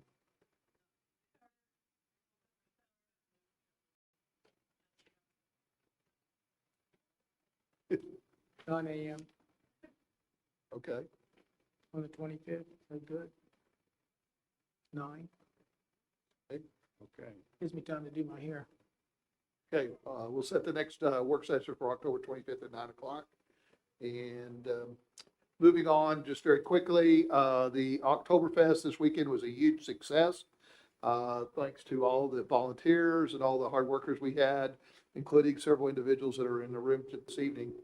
Jennifer and Andrea, the park staff, public works staff, police officers. We had a lot of fire EMS involvement. And so we have, we're still, of course, recovering from the event, several of us. No, it was a good, large crowd. The weather held off. We are still assessing if there's any damage to the grounds there, but so far it looks pretty good over there. And we'll have additional information to share with the council here in the next week or two. But from all indications, it was a huge success. Yep. And that's all I have to report, unless you have any other questions or comments about it. Nope. Items for future agenda. Okay, Mayor and Council, on page 109 of your agenda packet is a preliminary listing of agenda items for your next regular meeting on October 18th. And we can blame Jason for most of these items. Most of these items are coming through the Planning and Zoning Commission meeting that will occur this week. And that includes the PUD for Seiko. That's a revised PUD, right, Jason? Yes, sir. Revised PUD. We have an amendment to the tent ordinance that will be coming to the Planning and Zoning Commission meeting. We have a zoning change and CUP for Stuart Barron on property on Friendship Lane. And we have, I guess those are the main items coming to Planning and Zoning Commission. We also add the animal control fees to that agenda and request for qualifications for the comprehensive plan. We're hoping to get that to the council. So those are the, again, very preliminary items that we have for the October 18th meeting at this time, Mayor and Council. And so far, we don't have many items for November 1st, and hopefully we can keep that meeting pretty light. Thank you, Ken. Council comments. Kathy, I'll start with you. I don't have anything. I don't have anything. Okay. Tom? Nothing tonight. Jerry? Airport board met this morning, and they're updating their airport hazard zoning ordinance. And what this does, it to the south and southeast of the airport, they're zoning that area as everything has to be under 150 feet from the end of the runway, which is at 1643 feet. So it's going to keep some businesses from putting up maybe some 150-foot flag poles out there. There's going to be some trees that are going to have to be trimmed down so that there's not a hazard to the pilots coming in. Clint, do you have any more on that, or you know anything about it? This is the zoning board that was created with a couple of council members. Yeah, correct. Bobby was supposed to be on it. Right. Due to the runway being lengthened years ago, the approach corridors have to be lengthened, and the structures or obstacles within that corridor have to meet certain heights within that corridor. Yeah, but good. Tony's working on it, and Greg is working on it too, and they got it under control. Jerry, we're gonna have to cut down any more trees? Might have to top a couple over. Yeah, they're over 15 feet on some of them. Hopefully it's on our property. Oh, I hope so. The RV park across the street. Well, they said that I don't think that's right now is a problem there.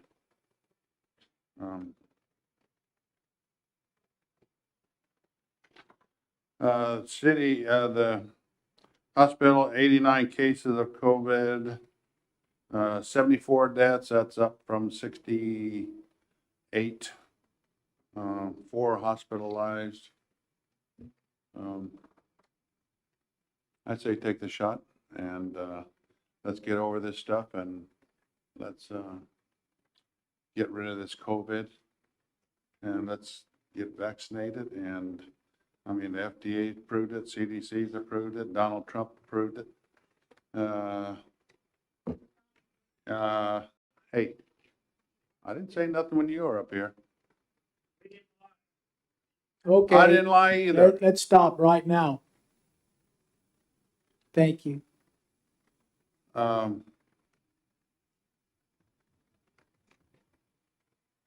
Yeah. No, it's not good. I mean, the vaccine is shown to be safe and everything else, and I think everybody needs to get vaccinated, and let's get over this. That's all I gotta say. Thank you. I'm gonna kind of piggyback on, what Ken said about the Oktoberfest. It was, absolutely outstanding. You know, I wish I could thank every individual, but when you do, you can't get them all. But one thing I want to really compliment the city on, was the restroom facility, the main one. It was, very clean and well maintained. Volunteers, came, many, some even from out of state came to help.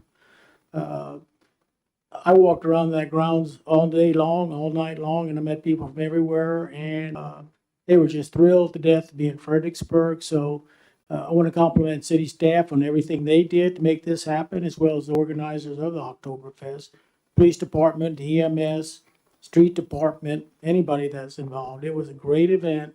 I can't imagine that it didn't break records for attendance. So I understand only one person had to be in Buddy's B&B here around the block. So otherwise, I think it was a pretty successful event. So again, thank you all for all what you did, and for the citizens and community members who helped. With that being said, but nothing else to be said, I will entertain a motion in a minute to go into executive session. The city will recess an open meeting and reconvene an executive session pursuant to Texas Government Code 551.701, consultation with an attorney, and 551.002, deliberation regarding real property. A, consider and discuss the City of Fredericksburg, Texas versus Archway LLC and Fiesta on the River RV Resort LLC pending in the 216th District Court, 551.071, and B, consider and discuss East 290 Owners Coalition versus City of Fredericksburg, Texas, pending in the Supreme Court of Texas, 551.071, and C, consider and discuss the purchase and exchange, lease, and value of real property located in the vicinity of the intersection of South Adams Street and San Antonio Street in the City of Fredericksburg, 551.072, and D, consider and discuss the purchase and exchange, lease, the value of real property located in the vicinity of the intersection of State Highway 16 and Fair Drive in the City of Fredericksburg, Texas 551.072. E, receive legal advice on the Texas Constitution, Constitution, Article 116, and the recent Texas case law concerning whether the law violates the constitutional prohibitions against retroactive laws, and taking the claims 551.071. Executive session. I have a motion by Jerry and a second by Tom. All those in favor? Aye. Aye. Aye. We'll take a 5-minute recess.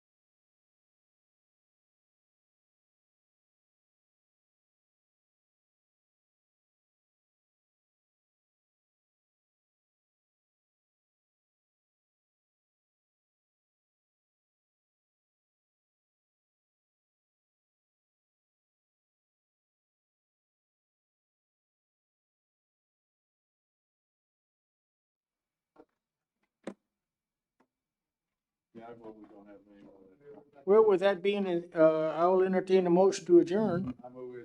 Have a motion by Jerry, second by Kathy. Any further discussion? There being none, all those in favor? Aye, motion carries. Thank you, folks.